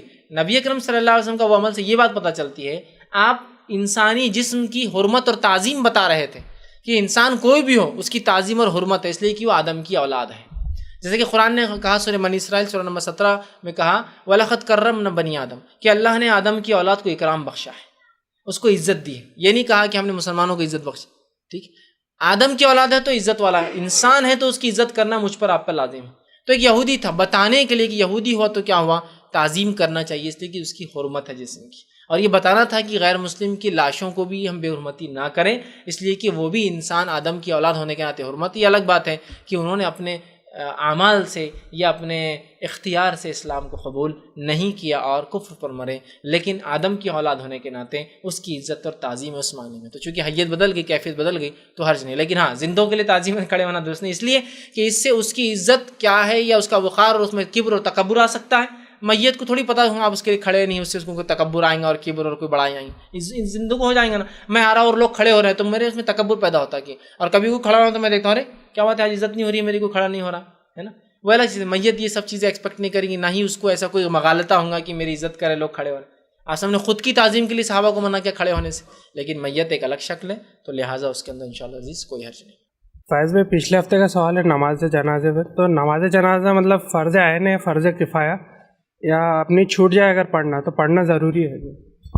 بھائی نے سوال کیا نماز جنازہ فرض عین ہے یا فرض کفایہ. تو نماز جنازہ فرض کفایہ ہے، کچھ لوگ بھی پڑھ دے تو پوری امت کی طرف سے اس کا ثواب ملیں گا، اور اور کوئی بھی نہ پڑھے تو پوری امت کو اس کا گناہ ملتا ہے. یاد رکھیے لہٰذا نماز جنازہ فرض کفایہ ہے، کچھ لوگوں کے پڑھنے سب کی طرف سے ہو جاتی ہے. لیکن اگر انسان بعد میں بھی پڑھنا چاہے، جیسے میں نے بتایا تھا تھوڑی دیر ہو جائے، لیٹ ہو جائے، یا ایک سے زائد جماعتیں بھی بن سکتی ہے، کوئی حرج نہیں. لیکن اگر پھر بھی کوئی نہ پڑھ سکے، بیماری، صحت، تندرستی اور باقی مسائل ہو سکتے ہیں، تو لہٰذا یہ کفایہ ہے. کچھ لوگ بھی پڑھے سب کی طرف سے سب کو ثواب ملیں گا، اور کوئی بھی نہ پڑھے تو پھر سب کو اس کا گناہ ملتا ہے. تو یہ فرض عین نہیں ہے، فرض کفایہ ہے. السلام علیکم. یہ نان مسلم کی جو مطلب میت جاتی ہے تو اس ٹائم پر بولا جاتا ہے کہ مطلب بچوں کو اس میں بچے جھپٹ میں آ جاتے ہیں، یا پھر جب ان کو جلایا جاتا ہے تو وہاں پر بھی اس کا اثرات مطلب بچوں پر ہوتے ہیں. تو یہ بات کہاں تک صحیح ہے؟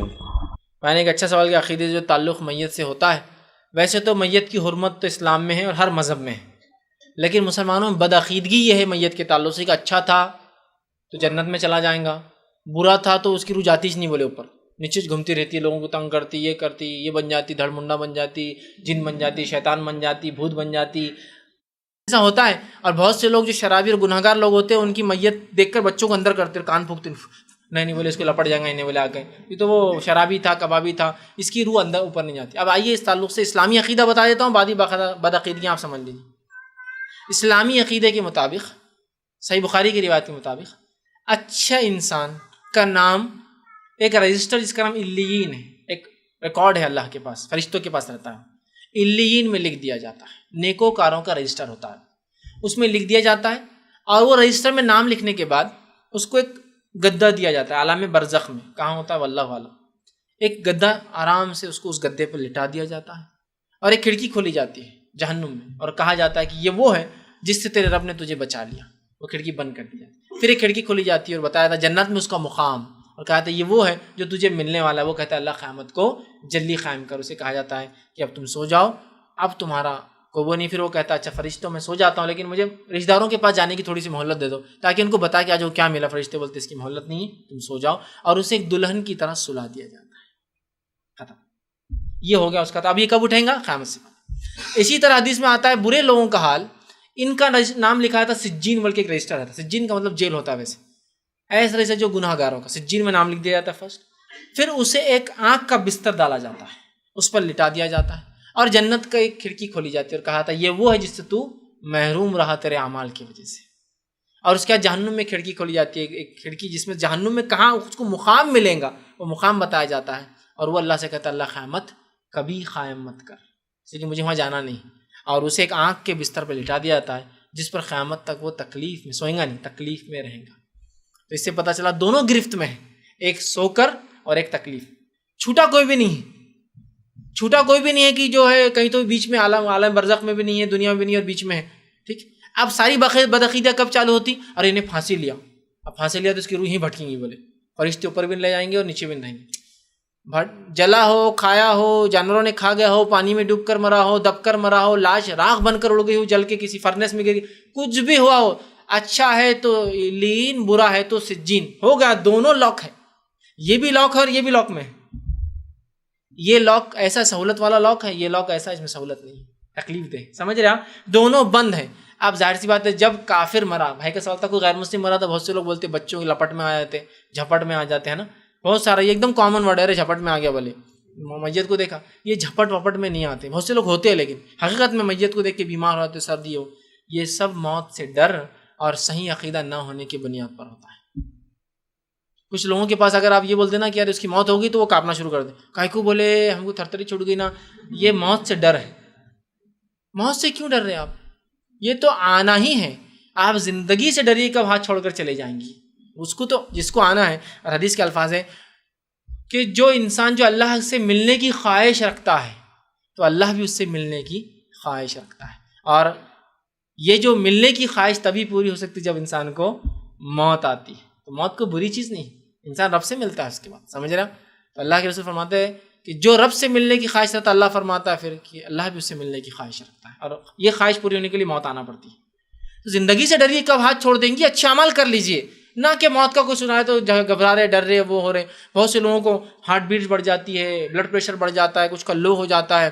بہت سے لوگ کسی کی میت میں نہیں جاتے چونکہ ان کو 3-4 دن بستر پڑ جاتے پھر وہ خوف سے موت کو دیکھ. آپ بار بار جائیے اور اس کو دیکھیے اور زندگی سے ڈریے کہ اعمال کے اعتبار سے یہ کم ہوتے جا رہی ہے میری، اور یہ تو آنا ہی چاہیے جو اس کے ساتھ ہوا، کوئی ایکسیپشنل نہیں ہے اس سے. ٹھیک. اب وہ جو رپٹ جھپٹ بولتے ہیں وہ کچھ نہیں ہے، وہ سائیکولوجیکلی ڈر ہے جو سماج نے، سوسائٹی نے بچوں کے ذہن میں بٹھا دیا. ہم بھی جب چھوٹے تھے کسی ایک صاحب کا انتقال ہوا، چھوٹے بچے جمع ہو گئے، سب انتقال ہوا، اب رات میں تدفین کو لے جانے لگے تو پورے چھوٹے بچوں کو جو ہے محلے کی عورتوں روک لیں، نہیں تم نہیں جانا. بولے کیوں؟ تو بولے تم کو وہ حضرت پکڑ لیں گے. بولے کیوں پکڑ لیں گے؟ بولے بہت محبت کرتے تھے نا بچوں سے تو ان کی روح جائیں گی نہیں، بولے تمہارے بچے آ جائیں گے بولے محلے میں پھر واپس. تو جانے نہیں دیے، تو ہم دیکھ بھی نہیں پائے کیا ہوا بول کر. چھوٹے تھے، وہ خواہش تھی اور انتقال ہو کے ہارٹ اٹیک آیا تھا ان کو، اللہ ان پہ رحم ان کی مغفرت کرے. تو رکھا گیا، پھر دواخانے سے لایا گیا، پھر رات میں 2 بجے تدفین ہوئی کیونکہ رکھ بھی نہیں سکتے تھے رات میں اس لیے کہ خون بہ رہا تھا. تو ہم سب انتظار کر رہے تھے کہ ہم سب قبرستان رات میں جائیں گے، چلو دیکھتے ہیں. تو روک دیا گیا، نہیں بولے رات میں نہیں، ان کو بہت محبت تھی بچوں سے، ان کی روح اندر نہیں جائیں گی. بولے اس طرح بہت سے لوگوں کا رہتا نہیں، بولے جو بچے سے زیادہ محبت کرتے تھے، دادی کا انتقال ہوگا، دادا نہیں، ان کو سامنے مت لے جاؤ. بولے کیوں؟ تو بولے دادی کا دل لگ جائے گا اور ان کے پیچھے لگ جائیں گے. اگر بچے میں اتنی کشش تھی تو پھر مرنا ہی نہیں تھا نا، دادی ہی رہنا تھا اس کے ساتھ. روح رہنا زیادہ اچھا ہے یا جسم کے ساتھ روح رہنا زیادہ اچھا ہے؟ یہ سب بدعقیدگی کا نتیجہ ہے. تو ایسا کچھ بھی نہیں ہوتا ہے، کوئی غیر مسلم کی روح دنیا میں رہتی ہے. اب یہ واقعات کے بارے میں ہم کیا بولیں گے کہ فلاں کی خودکشی ہوئی اور اس کے بعد فلاں کیسز ہو رہے کہ وہ آدمی دکھ رہا ہے، فلاں ہو رہا ہے. دیکھو ہم تو بول رہے تھے یہ خودکشی والے نہیں جاتے، میں وہ بھی واقعہ بتا دیتا ہوں. علامہ ابن تیمیہ رحمہ اللہ لکھتے ہیں کہ جب کچھ لوگ مر جاتے ہیں اور ان جیسے لوگ لوگوں کو دکھائی دیتے ہیں، یہ در حقیقت شیطان ہوتا ہے جو ان لوگوں کے شکل میں آ کر بدعقیدگی پھیلاتا ہے، لوگوں کو ڈراتا ہے یا ان سے غلط کام لیتا ہے. جیسے کہ ان کے زمانے میں کچھ لوگ مر گئے تھے جن کی تدفین ہوئی لیکن وہ حج میں دکھائی دے اگلے سال لوگوں کو. تو لوگ آ کے پوچھے کہ بھائی وہ تو حج میں دکھے ہم کو جبکہ مر کے 1 سال ہو گیا. تب علامہ ابن تیمیہ نے کہا کہ یہ وہ جو وہاں دکھا وہ انسان وہ نہیں تھا، وہ شیطان تھا. چونکہ اس آدمی نے مل کے ان کو سب بتایا یہاں کی حالت، میں وہاں سے آیا ہوں فلاں ہوں، جبکہ وہ مر چکا 1 سال پہلے. تو یہ شیطان ہوتا ہے جو بدعقیدگیاں پھیلانے کے لیے شکلیں لے کر آتا ہے. یا حمزات، جو ایک شیطان جیسی ابن آدم کی اولاد پیدا ہوتی ہے، شیطان اپنے چیلوں میں سے ایک کو پیچھے چھوڑ دیتا، جاؤ اس کے ساتھ زندگی بھر. اس کو سب پتہ ہوتا ہے، اس کو حمزات عربی زبان میں قارین کہتے ہیں. تو مرنے کے بعد یہ قارین کبھی کبھار نیک لوگوں کی شکلیں لے کر آتا ہے تاکہ بدعقیدگیاں پھیلے، کبھی کبھار برے لوگوں کی شکل لے کر آتا ہے تاکہ لوگ ڈرے اور بدعقیدگیاں ماحول میں پھیلے. پھر وہ جادو ہو گیا، یہ ہو گیا، بھٹک گیا، جھٹکے میں آ گیا، اس میں آ گیا، پھر وہ خبر کی مٹی لاؤ، اس کی یہ لاؤ، پھر ہمارے ملا چالو ہو جاتے، بزنس چالو ہو جاتا ان کا نا، روحانی علاج کا بزنس چالو ہو جاتا. اور فل فلش کما رہے بیچارے ڈاکٹرز، کتنے سال محنت کر کے، اتنے سال پڑھ کے، کلینک پہ بیٹھ کے 100 روپیز فیس لیے تو لوگ چڑھتے کہ بھائی اتنا کما رہے ہیں، یہ لوٹ رہے ہیں. یہ تو ہزاروں میں لے لیتا ہے ایک جھٹکے میں، مطلب پورا آپ کا سی ٹی اسکین اور سب کا چارج ایک ہی ساتھ لیتا ہی. اور بار بار ہر بار میں تو نہیں لیتا ہوں، صرف زعفران لگتا ہے، چھٹاک زعفران آپ کو معلوم کتنے ملتا. تو یہ سب بہرحال یہ سب چیزیں غلط ہے. تو صحیح عقیدہ جس انسان کا ہوتا ہے نا, اسے پتہ ہے کہ کسی کی روح پیچھے پڑتی نہیں اور چپکتی نہیں, پھر کیا ڈر کیسے. ہاں شیاطین ہوتے ہیں, اللہ سے پناہ مانگیے آپ کہ شیطان مدور سے, تو اللہ رب العزت ہماری جو ہے حفاظت کریں گے. علم شیخ میرا سوال ہے, کچھ لوگ اپنے مکہ مدینہ سے کفن منگاتے ہیں اور اس کے پیچھے کچھ بدعقیدگی رکھتے ہیں, اس کے تعلق سے تھوڑی وضاحت. بھائی نے ایک اچھا سوال کیا کہ کچھ لوگ جب عمرے اور حج کو جاتے ہیں تو وہاں سے کفن خریدتے ہیں, پھر کفن خرید کے کعبے کی دیوار کو ملتے اس کو, یا کبھی کبھار مسجد نبوی کو جا کے وہاں ملتے اس کو, اور پھر لے کر آتے بولتے اسی میں دفنانا. یہ بدعقیدگی ہے. کوئی کعبے پہ ملا ہوا کفن آپ کو رتی برابر بھی فائدہ نہیں پہنچائیں گا, کوئی مسجد نبوی میں رگڑا ہوا کفن رتی برابر بھی ہونے گا. ہاں لیکن ایسی وصیت جائز ہے کہ انسان نے کسی کپڑے میں کوئی کام کیا ہو اور وہ چاہتا ہوں کہ یہ کپڑوں میں ہی میری تدفین ہو, جیسے کہ سعد بن ابی وقاص رضی اللہ عنہ نے جو جنگ بدر میں جو لباس پہنا تھا, اپنے اولاد سے وصیت کی تھی جب میں مروں تو جنگ بدر کا لباس ہی پہنا, اس لیے کہ اللہ نے جنگ بدر کے لوگوں کو مغفرت کر دی تھی. وہ یوم الفرقان تھا, فرق کرنے کا دن تھا, تاکہ میں اس کپڑوں میں رہوں. تو یہ وصیت تو ہو سکتی ہے کہ کوئی یہ وصیت کرے کہ جو احرام کا کپڑا میں باندھا تھا وہ احرام میں کو تدفین کر دیا, اس لیے نہیں کہ میں نے حج کیا, اس لیے کہ ایکسٹرا کپڑا کیوں لانے کا, احرام وائٹ رہتا اور کیوں ویسٹ کرنے کا کلوتھ ایکسٹرا, مجھے اس میں دفن کر, تو کوئی مسئلہ نہیں. لیکن وہ جو مل کر لاتے ہیں تو اس کے تعلق سے وہ واقعہ بھی یاد کیجئے کہ عبداللہ بن ابی نے جب اس کے انتقال کا وقت آیا, جو کہ منافقوں کا سردار تھا, نبی اکرم صلی اللہ علیہ وسلم کے پاس ان کے بیٹے اور کہا اللہ کے رسول آپ اپنا لباس کپڑا اتار کے دے دیجئے میرے والد کے لیے, ہو سکتا ہے اس سے کچھ فائدہ ہو. رسول اللہ صلی اللہ علیہ وسلم اپنا لباس پورا اتار کر دے دیا, لیکن یہ پورا لباس دینا بھی اور ریکویسٹ کی کہ آپ جنازے کی نماز پڑھائیے. رسول اللہ نے اس کی جنازے کی نماز ہی پڑھائی. جنازے کی نماز نبی کی پڑھنے کے بعد, جنازے کی نماز دعا ہے, اور نبی کے کپڑا دینے کے بعد بھی کیا عبداللہ کو رتی برابر بھی عذاب میں کمی ہو سکتی ہے؟ نہیں ہو سکتی, نہیں ہو سکتی, رتی برابر بھی کمی. تو جب نبی کا کپڑا کسی کو فائدہ نہیں پہنچا سکتا, ایمان کے بعد سب چیزیں دیکھیے, انبیاء کی ذات اور ان کی چیزوں میں تبرکات, اس پر ہمارا ایمان ہے. انبیاء کی ذات متبرک ہوتی ہے اور ان کی ذات سے جو متعلق چیزیں وہ متبرک ہے. آپ کے بال ہو گئے, آپ کا کپڑا ہو گیا ہے, لیکن یہ صرف انبیاء کے ساتھ ہمارا عقیدہ, اس کے علاوہ کسی کا نہیں ہوتا ہے. نبی کا, ٹھیک, نبی کے ساتھ جو ہے آپ کی ذات سے متعلق یہ متبرک. جیسا کہ آپ وضو کرتے, صحابہ وضو کا پانی لے کے اپنے آنکھ پہ لگاتے, متبرک, چونکہ آپ کی ذات پہ وہ پانی لگ چکا ہے. رسول اللہ صلی اللہ علیہ وسلم تھوکتے اور صحابہ لے کے مل لیتے اس کو کبھی کبھار, چونکہ آپ کا تھوک عام لوگوں جیسا نہیں تھا, اس میں شفا تھی, اس میں خوشبو بھی آتی, تو صحابہ مل لیا کرتے تھے. یہ چونکہ آپ کی ذات سے متعلق چیزیں متبرک ہیں, لیکن اس کے علاوہ ہم کسی کے تعلق سے عقیدہ نہیں رکھتے ہیں پھر, ٹھیک ہے. تو لہٰذا نبی کے ذات سے لگا ہوا وہ کپڑا بھی فائدہ نہیں پہنچا سکتا. وہ تو چھوڑیے آپ, نبی کو جس نے اپنے زندگی میں پالا رکھا, ابو طالب نے کیا نہیں کیا ہوگا نبی کو, جس کی ذات, جس کے متعلق چیزیں متبرک ہے, آپ نے پالا, گود میں رکھا, چومتے ہوں گے, اٹھاتے ہوں گے, ڈر لگتا ہوں گا, سب کچھ کیا, لیکن وہ بھی ذات کے ساتھ رہنے کے بعد بھی ایمان نہ لانے سے کچھ فائدہ ہوگا نہیں. بس یہی ہے اصل چیز, ٹھیک ہے. تو ایمان اصل, تو لہٰذا جو کفنوں کو رگڑ کر لاتے ہیں اس سے کوئی فائدہ انسان کو نہیں ہوتا ہے. کعبے پہ رگڑو یا مدینے میں رگڑو یا کہیں رگڑو, اصل چیز کتاب و سنت کا عقیدہ, اور اس عقیدے کے مطابق انسان کی موت ہوئی ہو تو پھر چاہے اس کو جانوروں نے کھایا ہو, آگ میں جل کر مرا ہو, تیل میں ڈال کے لوگوں نے مار دیا ہو, یا شیروں کے سامنے ڈال دیا ہو, اگر ایمان پر تھا تو اس کو فائدہ ہی فائدہ. چاہے کفن ملا ہو, کفن نہ ملا ہو, زمین ملی ہو, زمین نہ ملی ہو, وہ ایمان پہ تھا تو اس کے ساتھ اچھا سلوک ہوں گا. اور اگر برا تھا تو پھر چاہے اس کو نعمتوں میں دفنائیے آپ, اس کو کوئی فائدہ نہیں ہوگا. حتیٰ کہ نبی کا لباس پہن لے اور نبی جنازے کی نماز پڑھا دے تو بھی فائدہ نہیں ہونے والا. السلام علیکم ورحمۃ اللہ وبرکاتہ. میرا سوال ہے نبی کریم صلی اللہ علیہ وسلم کی والدہ سے متعلق. میں نے کہیں پر سنا ہے کہ آپ صلی اللہ علیہ وسلم کو اجازت نہیں ملی ان کی والدہ کے لیے دعا کرنے کی. اور دوسرا یہ سوال ہے کہ جیسے آپ نے بتایا کہ جہاں پہ انتقال ہوا وہیں پہ تدفین کرتے ہیں, تو کیا اس کا معنی یہ ہے کہ وہ اس مٹی سے بنایا گیا تھا یا نہیں؟ میں نے ایک سوال کیا کہ آپ صلی اللہ علیہ وسلم کی ایک حدیث انہوں نے کہیں سنی ہے کہ آپ نے اجازت مانگی تھی اپنی والدہ کی خبر کی, آپ کو نہیں ملی. یہ حدیث صحیح ہے, صحیح مسلم کی روایت ہے. آپ صلی اللہ علیہ وسلم حدیث میں فرمایا اور کہا, میں نے اللہ سے اپنی والدہ کی خبر کی, زیارت کی اجازت مانگی, مجھے نہیں ملی, ٹھیک, لیکن اب مجھے اجازت مل گئی ہے.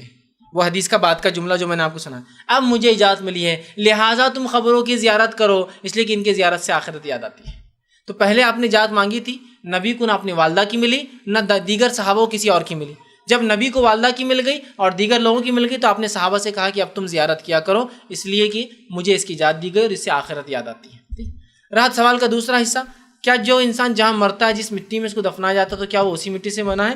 واللہ عالم بالصواب، ہم نہیں جانتے اس کے بارے میں کیا معاملہ ہے، اس تعلق سے کوئی صحیح روایت ہمارے سامنے نہیں آتی، لہٰذا ہاں بھی نہیں بول سکتے، اور ہمیں نہیں پتہ چونکہ کون سا انسان کس مٹی سے بنا، تو میں یہ بھی نہیں کرنا نہیں ویسا نہیں ہے، واللہ اللہ بہتر جانتا ہے کیا وہ اس سے بنا ہے یا نہیں بنا ہے، لیکن ایسی کوئی صحیح روایت تو موجود نہیں ہے کہ جو انسان جس مٹی سے بنا ہوگا وہ وہیں مدفون ہوگا بول کر۔ وعلیکم، آپ نے جیسا بتایا کہ خبروں کے پاس چلنے سے منع کیا گیا، لیکن ابھی جیسا حالت ہے تو اپن خبروں کو پہ سے چلتے ہوئے جاتے، تو اس میں کیسا معاملہ ہے؟ اور آدمی کوئی نیکی پہ مر گیا تو اس کو قیامت تک ثواب ملے گا، یا جیسا روزے پہ مر گیا تو اس کو قیامت تک ثواب، اور کوئی گناہ پہ مر گیا اس کو قیامت تک گناہ ملے گا کیا؟ بھائی دو سوال کی، پہلا سوال ان کا یہ تھا کہ اس کو پھر سے ایک بار دہرا دیں گے ہم، چلنے کے، بھائی نے پہلا سوال کیا تھا خبروں پہ چلنے کے تعلق سے کہ انسان جو ہے خبروں پر چلتا ہے، اور کئی بار مجبوری ہوتی ہے، جیسے قبرستان میں ہم تدفین کے لیے گئے تو بہت سے لوگ خبروں پر چلتے ہیں، یاد رکھیے قبرستان میں بھی تدفین کے لیے گئے تو خبروں پر چلنے کی اجازت نہیں دی جا سکتی، اگر خبریں ہیں جگہ نہیں ہے تو اتنے ہی لوگ جائے اور خبروں میں تدفین کر کے آئے، پورے لوگوں کی جانے کی ضرورت۔ میں نے دیکھا ہوں قبرستان میں خبر بیچ میں آز بازو خبر ہے، لوگ خبروں پہ کھڑے کی تدفین کریں، مت کھڑے رہیے نا آپ، جس کو ضرورت ہے اتنے دو لوگ جائیں گے وہ دفنائیں گے، پوری لوگ جائے اور خبروں پہ کھڑے، اس کی اجازت کسی بھی حال میں نہیں دی جائیں گے، ٹھیک؟ آپ سمجھے کہ روایت آپ نے کہا خبروں میں چلنے سے میں تم کو منع کرتا ہوں، چلنا بھی نہیں چاہیے خبروں کے بیچ میں سوائے ضرورت کے کہ اب تدفین کے لیے جانا ہے وہ کرنا ہے، وہ ایک الگ شکل ہے، یاد رکھیں، لیکن اس کے علاوہ جو ہے اس طرح سے خبروں پہ چلنا وہ کرنا درست ہے۔ بھائی نے دوسرا سوال کیا، جو انسان جیسے مرتا ہے تو کیا ویسے ہی اٹھیں گا نیکی اور بدی کے معاملے میں؟ ہاں، آپ صلی اللہ علیہ وسلم نے فرمایا جو لوگ شہید ہوتے ہیں انہیں نہ کفناؤ، نہ نہلاؤ، نہ جنازے کی نماز پڑھو، نہ ان کے زخم بھرو، انہیں جہاں گرتے ہیں وہیں دفنا دو، اس لیے کہ روز قیامت ان کے ہر زخم میں سے کستوری کی خوشبو آئیں گی اور یہ ایسے اٹھیں گے۔ ایک روایت نے فرمایا جب ایک صحابی گھوڑے سے آ رہے تھے اور حج کے لیے تھے، محرم تھے، گھوڑے پر آ رہے تھے، گر گئے اور انتقال ہوگا گرتے ہی، آپ نے کہا کہ اسے احرام سر مت ڈھکو، اس کا احرام جیسا کپڑا ڈالو، سر کھلا رکھو، یہ روز قیامت تلبیہ پڑھتے ہوئے اٹھیں گے، مطلب یہ حج کی حالت، مطلب محرم حج کی حالت میں، احرام والی حالت میں اٹھیں گا اور کلمہ پڑھیں گا۔ تو اس سے یہ پتہ چلتا ہے جو جیسے مریں گا ویسے اٹھیں گے، جیسے کہ ایک حدیث میں آپ نے فرمایا جو شخص روزے کی حالت میں مرتا ہے تو وہ روزے کی حالت میں ہی اٹھیں گا روز قیامت، اور وہاں اس کی افطار ہوں گی، ٹھیک؟ تو اس سے پتہ جو پھر اس سے ہم یہ کر سکتے ہیں جو نماز کی حالت میں مرا تو نمازی ہوں گا، جو اسی طرح جو سجدے کی حالت میں مرا تو سجدہ کرنے والے کی حالت میں مریں گا، جو طواف کی حالت میں مرا جو طواف کرتے ہوئے اٹھیں گا، ہے نا؟ یہ ہوں، یہی معاملہ بد کے لیے بھی ہوگا، جو اس لیے کہ ایک حدیث کے الفاظ یوں ہیں جو جس حالت میں مرتا ہے ویسے اٹھایا جائے گا۔ تو سمجھ لیجئے کوئی شراب پیتے مرا تو شرابی، ظاہر سی بات ہے، کوئی زنا کی حالت میں مرا تو زانی، ہے نا؟ کوئی گالی دیتے ہوئے مرا، ظاہر سی بات ہے، گالیاں دے رہا کسی سے لڑا اور اچانک موت آ گئی تو وہ گالی، ظاہر سی بات ہے جو جیسے مرتا ہے ویسے اٹھیں گا۔ اور ایک حدیث میں آپ نے فرمایا جس کا خاتمے پہ کلمہ لا الہ الا اللہ پہ سے خاتمہ ہو وہ جنت میں جائے گا۔ تو پتہ چلا جو لا الہ پہ ختم ہوا جنت میں جا رہا، تو ویسے ہی کوئی گالی دیتے ہوئے، کوئی برے کلمات کہتے ہوئے، کوئی گندے قبیح کاموں میں مرا تو ظاہر سی بات ہے وہ اسی حالت میں اٹھیں گا۔ لہٰذا اللہ سے ہمیشہ ہم حسن خاتمے کی ہمیشہ دعا کرتے رہنا چاہیے، اللہ ہمارا خاتمہ اچھا ہو، اس لیے کہ جیسے خاتمہ ہوگا ویسے انسان روز قیامت اٹھایا جائے گا۔ السلام علیکم فیض بھائی، میرا ایک سوال ہے، میت کی جب تدفین کی جاتی ہے تو قبرستان سے دفنانے کے بعد واپس جانے کے پہلے دعا پڑھی جاتی ہے وہاں پر، تو یہ صحیح ہے کیا؟ اور صحیح نہیں ہے تو پھر صحیح کیا ہے؟ بھائی نے ایک سوال کیا کہ تدفین کے بعد لوگ جب جاتے ہیں قبر سے دور تو کوئی ایک دعا پڑھی جاتی، تو دیکھیے تدفین کے بعد دعا کرنا سنت ہے انفرادی، لیکن اور دعا کیا ہوں گی؟ اے اللہ اس کے سوال و جواب میں آسانی کر، یہ دعا سنت ہے، ثابت ہے۔ یہ دعا لیکن اجتماعی نہیں، انفرادی ہوں گی، جیسے آپ ہے آپ اپنی کریں گے، کوئی اور ہے اپنی کریں گا۔ دعا کے ادب میں سے یہ کہ ہاتھ اٹھایا جائے، لیکن ہندوستان کے ماحول کو دیکھتے ہوئے میں یہ کہوں گا کہ وہاں ہاتھ نہ اٹھایا جائے۔ دعا کا ادب ہے کہ دعا ہاتھ اٹھا کے کی جائے، قبلہ رخ ہو کر کی جائے، بحالت وضو کی جائے، یہ سب ہے، لیکن وہاں میں کہوں گا نہ اٹھا، اس لیے کہ ہندوستان میں اتنا شرک اور بدعت لوگ سمجھیں گے آپ بھی خبر والے سے مانگتے کھڑے ہوئے، سمجھ رہا ماحول کے حساب سے، ورنہ اگر کوئی دوسرا اٹھاتا ہے جہاں توحید پرست لوگ ہیں تو ہم کو پتہ ہی اللہ سے دعا کے لیے ہاتھ اٹھا رہا ہے، خبر والے کے لیے نہیں اٹھا رہا، ٹھیک ہے بات سمجھ رہا؟ تو لہٰذا تدفین کے بعد دعا کرنا سوال و جواب میں آسانی کے لیے یہ سنت سے ثابت ہے، کرنا چاہیے۔ تدفین کے بعد کبھی بھی زندگی مغفرت کی دعا کرنا چاہیے، چونکہ یہ بھی سنت سے ثابت ہے۔ آپ نے حکم دیا کہ اپنے مردوں کے لیے مغفرت کی دعا کرو اور ان کے سوال و جواب کی آسانی کے لیے دعا کرو، لیکن اس دعا کو اجتماعیت میں کرنا یہ بدعت ہے۔ بہت سے لوگ خبر پہ ہوتے فاتحہ پڑھتے ہیں اور وہ نہیں کرتے جو کرنا چاہیے سوال جواب. پھر نکل کے 40 قدم پہ جاتے ہیں, پھر ایک فاتحہ, پھر گھر پہنچتے ہیں, پھر ایک فاتحہ, پھر کھانا ہوتا ہے وہاں, پھر ایک فاتحہ, پھر تیسرے دن ایک فاتحہ, پھر 7ویں دن ایک فاتحہ, پھر 10ویں دن ایک فاتحہ, پھر 20ویں دن, 30ویں دن, 40ویں دن, پھر سال کو سال. یہ کوئی ثابت نہیں سوائے قبر پہ دفنانے کے بعد انفرادی دعا, وہ ثابت ہے. باقی تمام دعائیں درست نہیں ہیں. مغفرت کی دعا تو آپ اٹھتے بیٹھتے جاگتے کیجئے, اس میں تو کوئی حرج ہی نہیں ہے. کسی نے ایک سوال کیا ہے, کیا شیطان اور جنات ایک ہی ہے؟ پھر شیطان سے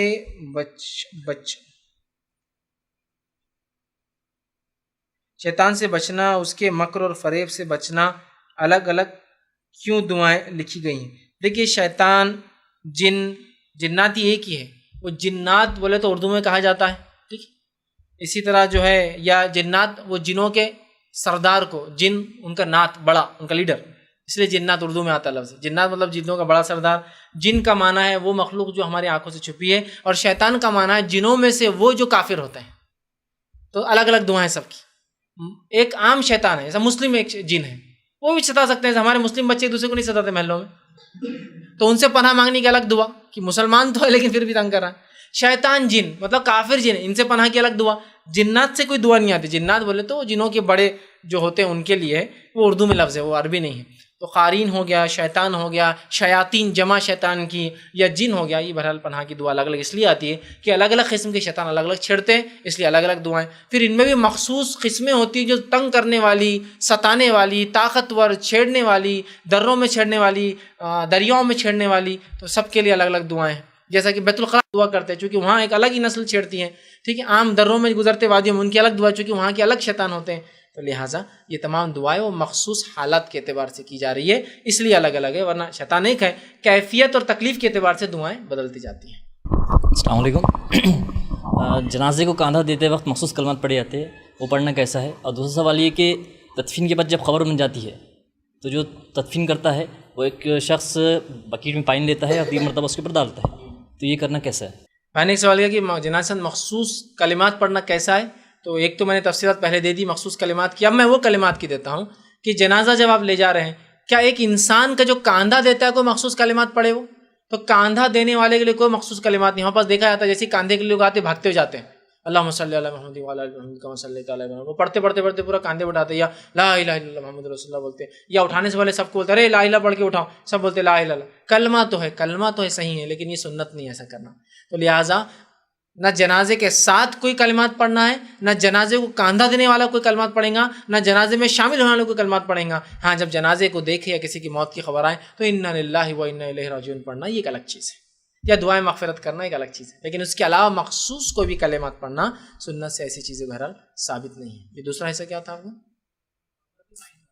خبر بھائی نے سوال کیا دوسرا کہ خبر جو ہوتی ہے اس کے اوپر جو ہے تدفین کے بعد پانی ڈالنا کیسا ہے. تو اس تعلق سے ایک روایت آتی ہے کہ نبی اکرم صلی اللہ علیہ وسلم کسی کی تدفین ہوئی تو پانی, بکیٹ میں پانی تھا, اس پانی کو آپ نے اس کے اوپر ڈالا. تو اگر کوئی ایک بکیٹ پانی موجود ہو, سہولت ہو, اور اس کے اوپر ڈال دے تو وہ کر سکتا ہے. اس کے بارے میں علماء لکھتے ہیں اس کی حکمت یہ رہی ہوں گی تاکہ خبر کی مٹی نہ اڑے اور مٹی تھوڑی دب جائے. پانی ہوتا ہے نا, مٹی ہلکی ہوتی, پانی نہ پڑے, دبتی نہیں. تو ہو سکتا ہے حکمت رہی ہو, لیکن واللہ اعلم آپ کرنا چاہے تو ایسا کر سکتے. صحابہ سے بھی عمل دیکھا گیا ہے کہ صحابہ بھی کچھ لوگوں کو, لیکن یہ پانی خاص رنگ کا نہ ہو. بہت سے لوگ میں نے دیکھا پیلے رنگ کا پانی ڈالتے ہیں, پانی میں ہلدی یا کوئی رنگ ڈالتے ہیں, پھر اس رنگ کو ایسا یوں پورا ڈالتے ہیں تو خبر پوری پیلی دھبے دکھتے ہیں. وہ نہیں, کچھ نہیں, سادہ پانی. اور بھی تدفین کے بعد, پہلے جمعے کے دن نہیں اور تیسرے دن نہیں, تدفین کے بعد وہ ڈال سکتا ہے ایسا پانی لگ ڈالیں. ایک اور سوال بہرحال اس میں ایڈ کر دیتا ہوں کہ بہت سے لوگ سوال کرتے ہیں میت کو کاندھا دینے والا کیا وضو کرے اور غسل دینے والا؟ ہاں, میت کو کاندھا دینے والا وضو کرنا مستحب ہے. میت کو غسل دینے والے کو غسل لینا مستحب ہے, ضروری نہیں ہے.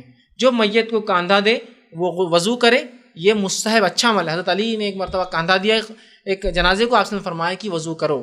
ایک مرتبہ آپ نے ایک جنازے کو غسل دیا اور کاندھا دیا تو آپ نے کہا غسل کرو. تو پتہ چلا غسل دینے والا غسل کرے مستحب ہے, ضروری نہیں ہے. اور کاندھا دینے والا جو ہے وضو کرے, ضروری نہیں ہے, مستحب ہے. سردی کے دن ضرورت نہیں ہے اس کی. اس کی حکمت یہ کہی جاتی ہے کہ ہو سکتا ہے دھول مٹی پسینے میں آدمی رہا ہو تو منہ دھو لے, اسی بہانے یہ ہوتا ہے. یہ مستحب ہے لیکن ضروری نہیں. یہ بات اس لیے بھی کہہ رہا ہوں کہ ایک مرتبہ ایسا ہوا, ایک صاحب کا انتقال ہوا, ان کے بچے کا اللہ اس پر رحم کرے, اس کی مغفرت کرے. تو بہرحال انہوں نے مجھے بلایا, چونکہ رات کا وقت تھا, بارش بہت تھی اور وہ میرے رشتہ دار بھی تھے, تو کہا آپ ہی آ جائیے, جنازے کو نہلا دیں گے اور تدفین کر دیں گے, چونکہ صبح تک رکنا ٹھیک نہیں. میں رات میں چلا گیا. اب اس کو جب غسل وہ دیا تو ظاہر سی بات ہے وہاں سے لے کے جب قبرستان آیا تو نماز پڑھانے کے لیے بھی کوئی نہیں تھا, تو وہیں آگے بڑھ گیا. تو بہت سارے لوگ آبجیکشن لینے لگے, ارے تم نے وہاں غسل دیا اور یہاں کھڑے ہو گئے. تو ظاہر سی بات ہے غسل دینے والا غسل کرے, یہ مستحب ہے, ضروری نہیں ہے. سمجھ رہے آپ؟ اور میں نے کہا اگر کوئی پڑھانے والا تو وہ پڑھائے پہلے, آگے تو کوئی بڑھا نہیں, اور پڑھانے کے بعد بول رہے کہ آپ نے جنازہ دیا. مطلب یہ مسئلہ بڑا بار معلوم ہے لوگوں کو. جنازہ آ گیا مطلب میں کہہ رہا ہوں نا پورے مفتیان بن جاتے ہیں یہاں سے وہاں تک. دیگر مسائل میں نماز میں کوئی ان کے ذرہ برابر آپ بولیں گے تو مسئلے مسائل چھیڑ رہے آپ, بازو ہٹ جائیے. دیگر اس میں تو ایسا ہے کہ مسئلے مسائل کی بمباری اپنے پہ کر دیتے ہیں, اتنے بمباری کہ آپ پریشان ہو جاتے ہیں, اس کا کیا جواب ہوں گا, اس کا کیا جواب ہوں. تو بہرحال مستحب ہے, ضروری نہیں ہے. السلام علیکم فیض بھائی. یہاں سے 30 کلومیٹر پہ میرا گاؤں ہے, تو میرے پورے خاندان والے جتنے بھی انتقال کر گئے ان کو وہاں دفنایا ہوا ہے. تو میری بھی ایسی خواہش ہے کہ مطلب میرا بھی انتقال ہو جاتا ہے تو میرے کو بھی وہیں دفنایا جائے. تو مطلب ایک جگہ ایسی ریزرو کی ہوئی ہے, مطلب یہاں پر یہ ہے یہاں پر, تو وہ ایسا ٹھیک ہے کیا, وہ مطلب ایسا وہ کرنا, یا میرے خاندان میں جو بھی ہے وہ ایسا بولتے کہ ہمارا انتقال ہوا تو وہاں لے جا کے دفنانا. یہاں سے سمجھو 30 کلومیٹر پہ میرا گاؤں ہے, وہاں پر. میں نے ایک سوال کیا کہ ان کا خاندان ہے اور خاندان میں ایک قبرستان میں ایک حصہ جہاں ان کے خاندان والوں کو دفنایا جاتا ہے, تو کیا ایسی نیت کرنا کہ فلاں جگہ مجھے دفنایا جائے کیا درست ہوگا؟ دیکھیے سب سے پہلی چیز تو یہ کہ ایسی وصیت جو جائز چیزوں پر مبنی ہو کرنے میں کوئی حرج نہیں. جیسے کہ میت یہ وصیت کرے کہ میں مر جاؤں تو یہ مسجد میں نماز جنازہ پڑھانا, یہ قبرستان میں میری تدفین کرنا, اس راستے سے مجھے لے جانا. اگر مشقت و تکلیف نہ ہو اور راستہ ہو تو بس یہ سمجھو کسی نے 40 سال کی عمر کیا, انتقال 80 سال میں ہوا, 40 سال میں سے تو راستہ بند ہو جائے. مشقت زندوں پہ اگر نہ ہو اور اس نیت اس کیا بولیں گے خواہش کو, اس وصیت کو ایکسیکیوٹ کرنا اگر آسان ہو تو اس میں کوئی حرج نہیں ہے. بس شرط ہے کہ یہ کوئی عقیدہ نہ ہو کہ وہاں تدفین کے کچھ خاص فائدے ہیں, یا ان لوگوں کے ساتھ ہمارے دادا پردادا بہت نیک تھے تو ان کے ساتھ تدفین ہونے سے جب عذاب ان کو نہیں ہوگا تو میرے قبر پر بھی نہیں ہوگا. اگر کوئی ایسا بد عقیدگی نہ ہو خاندان میں اور لوگوں میں, ٹھیک, اگر بد عقیدگی ہے تو میں تو کہوں گا مستحب ہے کہ آپ توڑے اس کو اور یہ کہے کہ نہیں میں وہاں دفنانا نہیں, تاکہ اس بد عقیدگی کا ختم ہو جائے سسٹم. لیکن اگر بد عقیدگی کوئی نہیں ہے, سمپل ہے بھائی, وہاں بھی کر دو کوئی مسئلہ نہیں, یہاں بھی کر دو کوئی مسئلہ نہیں, تو جائز وصیتوں کو ایکسیکیوٹ کرنے میں کوئی حرج نہیں, جبکہ اس وقت میں ان پہ آپ کے وارثوں پر کوئی مشقت نہ ہو یا اس جگہ میں کوئی خباہت شروع نہ ہو گئی ہو. سمجھ رہے, دونوں باتیں ہو سکتی ہیں. تو اگر ایسا کچھ نہیں ہے, آپ صحیح العقیدہ ہے, اولاد صحیح العقیدہ ہے, سب صحیح العقیدہ ہے, معاملہ سب صحیح ہے, یہ جائز وصیت میں آئیں. لیکن اگر بد عقیدہ ہے لوگ تو پھر میں کہوں گا پھر ایسا نہیں. ایسا بہت سے لوگوں کا ہوتا ہے, ہم فلاں خاندان کے ہیں, وہاں دوسرے کو کوئی دفنانا ہی نہیں جائے گا. ہوتا ہے نا, اورنگ آباد میں تو قبرستان چھوٹے ہیں, گاؤں میں بہت بڑے بڑے ہوتے ہیں, لوگوں نے ریزرو کر کے رکھے, وہ ایک الگ چیز ہے. نہیں, ہاں ہمارا ہی آدمی تدفین ہوگا, کوئی دوسرا ہوگا تو ہم اس کے بازو کھود کے ڈالیں گے, اس کے اوپر چڑھا دیں گے ہماری میت کو, لیکن وہاں ہمارا ہوگا. کیوں؟ یہ ہمارے بڑے ولی تھے, ان کے بازو رہنے سے کیا ہوتا بولے, وہ ایسا نیٹ ورک رہتا, بولے ولی پہ جب عذاب نہیں آتا تو آس پاس کی 40 قبروں تک عذاب نہیں آتا. بد عقیدگی ہے تو میں کہوں گا پھر آپ وصیت کر دیجیے کہ وہاں مت دفنائیے. بد عقیدگی نہیں, سب معاملہ نارمل ہے اور کوئی مشقت اس زمانے میں نہیں ہوں گی آپ کے وارثوں کو, تو یہ میں سمجھتا ہوں جائز وصیت ہے, اس میں کوئی نہیں, چونکہ 30 کلومیٹر کو بہت بڑا ڈسٹینس نہیں ہوتا ہے, بالکل وہ ہے. اور آبائی وطن ہے تو ہو سکتا ہے لوگ ہوں گے, رشتہ دار ہوں گے, اور ظاہر سی بات ہے نسبت جب ہونے سے جو آدمی دل سے دعا کرتا ہے وہ عام آدمی تھوڑی کرتا ہے. تو بہرحال ایک الگ چیز ہے. تو یہ جائز وصیت میں آئیں گے آپ کی, کوئی خاص مسجد, کوئی خاص راستہ, کوئی خاص ہو جس میں وصیت کوئی تکلیف نہ ہو اور کوئی عقیدہ اس سے جڑا نہ ہو, تو کرنے میں انشاءاللہ کوئی حرج نہیں. السلام علیکم فیض بھائی. اگر ہم قبرستان سے گزرتے یا قبر کے بازو سے گزرتے یا مکے میں جاتے, یہ اس کے لیے جاتے, عمرے کے لیے جاتے ہیں, تو وہاں سلام کرنا کیسا ہے اور وہ جواب دیتے ہیں کس طرح سے سلام کرنا ہے؟ بھائی نے ایک سوال کیا کہ جب ہم جو ہے زیارت قبور کو جاتے ہیں, چاہے یہاں جاؤ مکہ مدینہ میں جاؤ, بقیع غرقد ہے, یا مختلف شہداؤں کی قبروں پر وہاں جاتے ہیں, تو کیا کریں؟ تو اس کے لیے یاد رکھیے ایک سلام کی ایک خاص دعا ہے, وہ ایک دعا ہے اس کی پوری. یہ دعا, یہ سلام بمعنی دعا ہے, یہ سلام پہنچتا نہیں ان تک. سلامتی ہو تم پر قبر والو, ٹھیک ہے, اور ہم مسلمانوں میں سے, اور جلدی ہم بھی تم میں شامل ہونے والے, اللہ تمہاری مغفرت کرے, اور ہماری دعا ہے پوری. وہ دعا آپ خبر پر جا کر پڑھ سکتے ہیں, لیکن وہ سلام بمعنی دعا ہے, وہ دنیا سلام نہیں, سلام کروں گا تو جواب آئیں گا, ٹھیک. تو لہٰذا وہ دعا ہے، اب حسن المسلم ایک دعاؤں کی کتاب ہے، اس میں زیارت القبور کی دعا جو ثابت شدہ بہترین دعا ہے، اس دعا کو آپ اس کتاب میں سے لے کر پڑھ لیں، وہ آپ کر سکتے ہیں۔ اور دعا کا طریقہ یہ کہ آپ جائیں گے اور سلام کر کے نکل جائیں گے، مطلب وہ دعا ہے بمعنی سلامتی کی دعا کر کے آپ نکل جائیں گے، ٹھیک ہے۔ کسی نے کہا جنازے کو قبرستان لے جاتے جو اس پہ سبز رنگ یا کالے رنگ یا لال رنگ کا چادریں ڈالی جاتی ہے، اس کا کیا حکم ہے حدیث کے مطابق؟ جنازے کے اوپر چادریں ڈالنے کا یہ کوئی طریقہ سنت نہیں ہے۔ نبی اکرم صلی اللہ علیہ وسلم کے زمانے میں تدفین کے لیے قبر پہ کیسا لے جایا جاتا ہے میں بتاتا ہوں۔ جس چارپائی پر انسان کا انتقال ہوتا اس چارپائی کو اٹھا کے لے کے چل جاتے تھے قبرستان تک، جو آدمی جو بستر پہ، اگر چارپائی پہ وہ نہیں انتقال ہوا نیچے ہوا تو گھر میں جو چارپائی ہوتی، چارپائی سمجھتے نا، پلنگ ہوتا تھا، اس پلنگ پہ ڈالتے تھے اور اٹھا کے لے کے چل جاتے تھے قبرستان تک، لا کے رکھ دیتے تھے، یہ تھا طریقہ، ٹھیک۔ فاطمہ رضی اللہ عنہا کا جب انتقال سے پہلے انہوں نے ایک جو ہے اپنی ایک لونڈی تھی اس سے بات کی اور کہا یہ کیسا ہے، بلکہ ایک روایت میں ایک سہیلی تھی ان سے بات کی اور کہا مجھے عربوں کے اس دفنانے کے طریقے پہ تھوڑا سا شرم آتی ہے، تھوڑی حیا آتی ہے کہ وہ کیا کرتے ہیں کہ تختے پر چٹ لٹا دیتے میت کو اور 4 لوگ اٹھا کے لے جاتے ہیں۔ تو انہوں نے کہا کہ مجھے حیا آتی ہے کہ میرے کفن کو لوگ دیکھیں گے پھر۔ تو اس سہیلی نے کہا کہ جب میں ہجرت کر کے حبش گئی تھی ابیسینیا پہلی ہجرت میں، تو میں نے دیکھا یہ حبشی لوگ کیا کرتے ہیں عیسائی، یہ اپنی میت کو تختے پہ ڈالنے کے بعد ایسے کھڑے تختے بھی اٹکا دیتے ہیں جس سے میت اندر چھپ جاتی ہے۔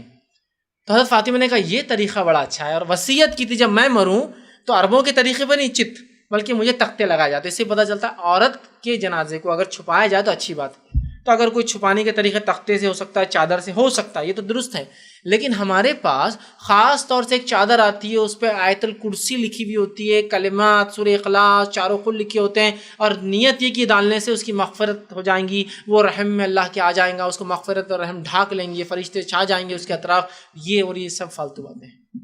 تو میں ہمارے ماحول میں تو کہوں گا وہ جنازے کے اوپر کا جو کور آتا نا وہ کور ڈالنا ہی نہیں، اس کے پارٹیش دیواریں رہتی ہیں، ہو گیا، عورت بھی رہی اور مرد بھی رہا، مرد کو دیواروں کی بھی ضرورت نہیں۔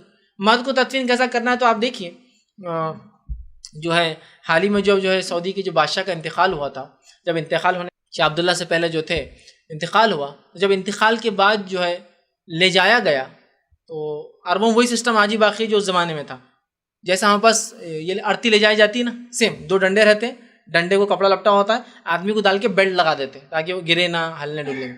جب اس کو اس طرح سے اس بادشاہ کو لے جائے گا تدفین کیا گیا تو کئی بڑے بڑے لوگ دنیا کے اندر اسلام لے آئے اس واقعے سے، کہ تو وہ تعجب میں تھے، ایک ملک کا بادشاہ اور ایسا لے جا رہے اس کو اٹھا کے، ورنہ ان کے پاس تو کیا کچھ نہیں ہو رہا، پھول ہار سوگ، اتنے دن تک لوگ آ رہے، دنیا سے لوگ جمع ہو رہے، شہان آ رہے، بادشاہ آ رہے، یہ آ رہے وہ آ رہے، رکھا جا رہا، سلامیاں ہو رہی، توپ چلا رہے، بندوق چلا رہے، نیشنل فلیگ، کچھ بھی نہیں۔ انتقال ہوا، اسٹریچر پہ ڈالا گیا، پورے دنیا کی کیمرے دیکھ رہے، اٹھا کے لے جایا جا رہا ہے، اسلام کی سادگی ہے نا۔ تو لوگ متاثر ہوئے اس دین سے، کیسا عجیب دین، اتنا بڑا آدمی بھی ایسا جا رہا ہے جنازے، وہی آج بھی ہونا چاہیے۔ چلو وہ اب خاص جنازے تو ہم بنا نہیں سکتے، تو لہٰذا مسجد میں جو جنازہ ہے اس کے اوپر کور ہی مت لیجیے، وہ جو ڈھکنے کا ہوتا ہے نا، پارٹیشن ہوتا ہے، میت کو ڈالیے اور لے جائیے۔ اچھا اس میں بھی بڑا مسئلہ ہے، جب بدعتیں شروع ہوتی دیکھیے کیسی ہوتی ہے، کالے کلر رہا تو بولے عورت رہتی ہے اندر، ہرا اور لال رہا تو مرد رہتا اندر۔ اب اگر مسجد میں کالا نہیں ہے، ہرا ڈال کے ڈالیے، ارے عورت کا انتقال ہو، ہرا ڈال رہے، اب اس کا مسئلہ کہاں ملے گا، یہ کون سے فقہ میں ملے گا کہ ہرا نہیں چلتا بلکہ عورت کو، کالا عورت کے لیے، ہرا اور لال مرد کے لیے۔ پھر اس کے اوپر جو چادر پہ ایک چادر رہتی پھولوں کی، اس کے بھی ٹائپس رہتے، عورت کی چادر میں گلاب کے پھول بھی رہتے، مرد کی سادے سفید پھول سے بنی ہوئی رہتی۔ کیا ہے جب خرافات میں آدمی اترتا نا تو پھر میٹھے میں کشمش کتنی ہونا اور وہ بھی سب ثابت کرتا، پھر جو کھانا بنتا میٹھا اس میں بھی چاول 11 کلو لگتے، اور چاول جو بھاؤ سے لیتے وہ بھاؤ بھی طاقت والا، 33 روپے والا، 35 روپے والا، 37 روپے والا، 47 روپے والا۔ یہ سب دیکھیے بدعت جب شروع ہوتی ہے نا تو بدعت کہیں رکتی نہیں، سنت کو اپنا لیجیے، بدعتیں نکل جائیں گی زندگی سے۔ تو لہٰذا سادہ ہو، کوئی کلمات نہ ہو، اور میں کہوں گا اوپر کا وہ لے ہی نا، آپ ڈولے کے اوپر کا جو آتا نا وہ کور، وہ لے ہی نا، سمپل آپ اس کو کرے اور لے جائے، یا ضرورت ہے عورت ہے ڈھکنا ہے تو وائٹ چادر گھر میں ہوں گی وہ ڈھک دیجیے، کچھ نہیں ہے سادگی، گھر کا 4 پائی اٹھائیے اور لے چل رہا ہے اس میں۔ یہ تو طریقہ آپ کے زمانے میں تھا 4 پائی بڑا، اب ہمارے پاس تو بدعقید کا یہ عالم ہے، وہ جہاں مرتا ہے اس کی وہ 4 پائی بیچ دیتے ہیں یا جلا دیتے ہیں، وہ چادر جو زندگی موڑا اس کو وہ کر دیتے ہیں، وہ کپڑے جو پہنا وہ بھی نہیں پہنتے لوگ، چاہے کتنے بھی نکو بولے امی کی روح اس میں بہت جانتی، بولے ان کی روح آ کے تنگ کریں گے اپنے کے کپڑے پہلے، یا پھر یہ ساڑی پہنے تو میں ہمیشہ بیمار ہو جا رہی، بولے امی کی اس میں دل لگا ہوا تھا نا تو موت کے بعد ہی میرے کو تنگ کرے ساڑی نہیں پہننا بول کر. زیورات اگر ہو تو پگھلا کر پہنے جاتے. اتنے تو ڈر ہے مسلمانوں کو اپنی میت سے، زندگی میں نہیں ڈر لگتا انہوں کسی سے. مرنے کے بعد جب کہ وہ بیچارہ ڈرا ہوا اس سے کیا ہونے والا ہے، ہاں ان سے ڈر رہے ہم.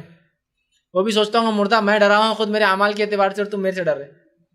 عجیب معاملہ. تو یہ سب بدعقیدیوں کا نتیجہ. تو 4 پائی پہ اٹھائیے، سب سے سمپل، کوئی تکلیف نہیں. ٹھیک، یا وہ جنازہ آپ کو بنانا آتا ہے، وہ آرتی والا ڈولہ بنانا آتا ہے، سمپل 2 لکڑی بنائیے تاکہ لوگوں کو پتہ چلے. لیکن بہرحال ہمارے پاس سسٹم الومینیم کے ڈولے ہیں، لکڑی کے ڈولے ہیں، ٹھیک ہے. تو اس پہ کوئی قسم کی چادر، کوئی قسم کے پھول، کوئی قسم کا کپڑا نہیں ڈالا جائے گا. کسی نے ایک سوال کیا کہ کیا مرد اور عورت کے لیے کفن کے احکام یکساں ہیں، یعنی کتنے کپڑے استعمال کر سکتے ہیں، 3 یا 5؟ اور بچے کے لیے کفن کیسا ہو؟ دیکھیے بچے کے لیے کفن جو ہے 3 ہو سکتا ہے، لڑکی ہوتا ہے 5 کیجیے. مرد کے لیے 3 کفن ہے اور عورت کے لیے 5. تو وہ یا بچوں کے لیے بھی کیجیے کہ 3 لڑکے کے لیے اور 5 لڑکی کے لیے، اور مرد کے کفن 3 ہوں گے اور عورت کے کفن میں 5 کپڑے ہوں گے. یاد رکھیے سہولت ہے تو، نہ ہو تو آڈ نمبر میں آپ 3 بھی کر سکتے ہیں، نہ ہو تو 1 میں بھی ہو سکتا ہے. لیکن اگر ہو تو یہ جیسا کہ جو ہے مصعب بن عمیر رضی اللہ عنہ جو ہے شہید ہوئے، آپ صلی اللہ علیہ وسلم کا انہیں کپڑا اڑا دیا جائے. تو سر ڈھکتے تو پیر کھل جاتے، پیر ڈھکتے تو سر کھل جاتے. تو کہا گھاس رکھ دی جائے. اس سے پتہ چلا ڈھانکنا ضروری ہے میت کو. لیکن وہاں ایک ہی کپڑا تھا ان کے پاس. لیکن 1 سے زیادہ ہو تو پھر 3 ڈالیے، پھر 5 ڈالیے. لیکن نہ ہو تو 1 میں ہی معاملہ چل جا سکتا ہے. لیکن اگر ہے سہولت تو مرد کے لیے 3 کپڑے ہوں گے، اس سے زیادہ نہیں. عورت کے لیے 5 ہوں گے، اس سے زیادہ نہیں. السلام علیکم. فائز بھائی، خبر کھودتے وقت کچھ اعضاء ملتے جو پہلے سے مدفون رہتا، تو وہ اعضاء کو کیا کرنا چاہیے؟ میں نے ایک سوال کیا کہ جب خبر کھودتے ہیں تو کبھی کبھار دوسری ہڈیاں اور دیگر چیزیں جو اس پہلے کے انسان تدفین تھا کیا کریں؟ اس کو آپ اٹھا کر احتراماً اسی جگہ بازو میں آپ دفنا دیں گے، اسی خبر کے اندر، چونکہ وہ وہیں تھا. یا پھر بازو کر دیں گے، ایسا ڈر ہے کہ اتنی دیر میں جانور نہ اچک لے، انسان نہ وہ کر لے، تو وہ کریں گے. ورنہ بہت سی بار ہوتا ہے لوگ اس احترام کو نہیں سمجھتے. یاد رکھیے ایک انسان جب مر جاتا ہے تو اس کی ہڈیوں کا بھی احترام ہے. میں ایک مرتبہ دیکھا ایک قبر کھودی جا رہی تھی. قبر بہت قدیم تھی، جہاں کھود رہے تھے مٹی سخت تھی، لیکن اس سخت مٹی میں بھی ہڈیاں نکل رہی تھی. مطلب مرم میں ہڈیاں نہیں، مطلب کسی زمانے میں مٹی ہوں گی پتہ نہیں کتنے صدیوں پہلے، پھر دفنانے کے بعد دب دب کیوں مرم جیسی ہوگی.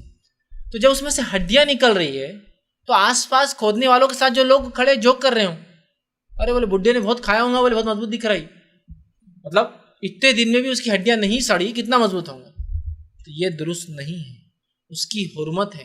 بہت سے لوگ ہاتھوں میں اٹھا کے دیکھتے ہیں، کھیلتے ہیں، یہ دانت ہے، یہ کچھ مت کیجیے. اسے اٹھائیے اور اسے احترام کیجیے. یہی معاملہ ان لوگوں کے بھی ساتھ ہو سکتا ہے جو لوگ میڈیسن پڑھتے ہیں اور میڈیسن کے اندر ان کو ایک اسکیلیٹن لینا پڑتا ہے جس پر وہ پوری زندگی اسٹڈی کرتے ہیں. ٹھیک ہے وہ مجبوری کی حالت ہے، لیکن اس کا احترام اپنی جگہ ہے. احترام اپنی جگہ، انسان تھا نا، اس کا احترام کے خلاف مت کیجیے کبھی کوئی کام. مجبوریاں اسکیلیٹن لینا، اس کے بغیر آپ انسانی جسم کو سمجھ نہیں پائیں گے. خاص طور سے ہڈی کا ڈاکٹر بن رہا ہے کوئی، زندوں کے فائدے کے لیے وہ کر سکتا ہے کبھی، لیکن اس کی بے احترامی مت کیجیے کہ بھائی کھلواڑ کر رہے ہیں، کھیل کر رہے ہیں. اور جب ہو جائے اور کسی کو ضرورت نہ ہو اور خدشہ ہو کہ یہ ضائع ہو جائیں گا، تدفین کر دے اس کی. لیکن یہ سب لیگلی ہونا چاہیے، ورنہ وہ اس کی تدفین کرنے جائیں گے، کیس ہو جائیں گا، کسی کو مار کے لائے اور اب 6 مہینے بعد دفنا رہے. اسکیلیٹن ہے تو وہ لیگلی پورا پروسیس ہوتا ہے. اس پروسیس کے بعد اس کو آپ اس کو تدفین کر دیں، بتا کے کہ یہ اسکیلیٹن تھا اور ڈاکٹر تھے ہم اور اس کا اب یوز نہیں ہے، کوئی آگے ہائر نہیں کر رہا ہے، لہٰذا اور یہ بہت زیادہ ہڈیاں خراب ہو چکی، یہ نان یوزیبل ہے، اس کو ہم کو ڈسپوز کرنا ہے، اور تاکہ انفارمیشن ہو، ورنہ کسی نے دیکھ لیا آپ کو ہڈیاں دفناتے ہوتے ایک نیا مسئلہ. ٹھیک، تو بہرحال آپ سمجھ رہے حرمت ہے اس کی. تو لہٰذا اگر خدائی میں کچھ ہڈیاں نکل جائیں، احترام سے بازو رکھیے، یا تو بازو تدفین کیجیے یا اسی میت کی بازو رکھ دیجیے اس کو، چونکہ وہیں تھی نا، وہیں رکھ دیجیے اس کو.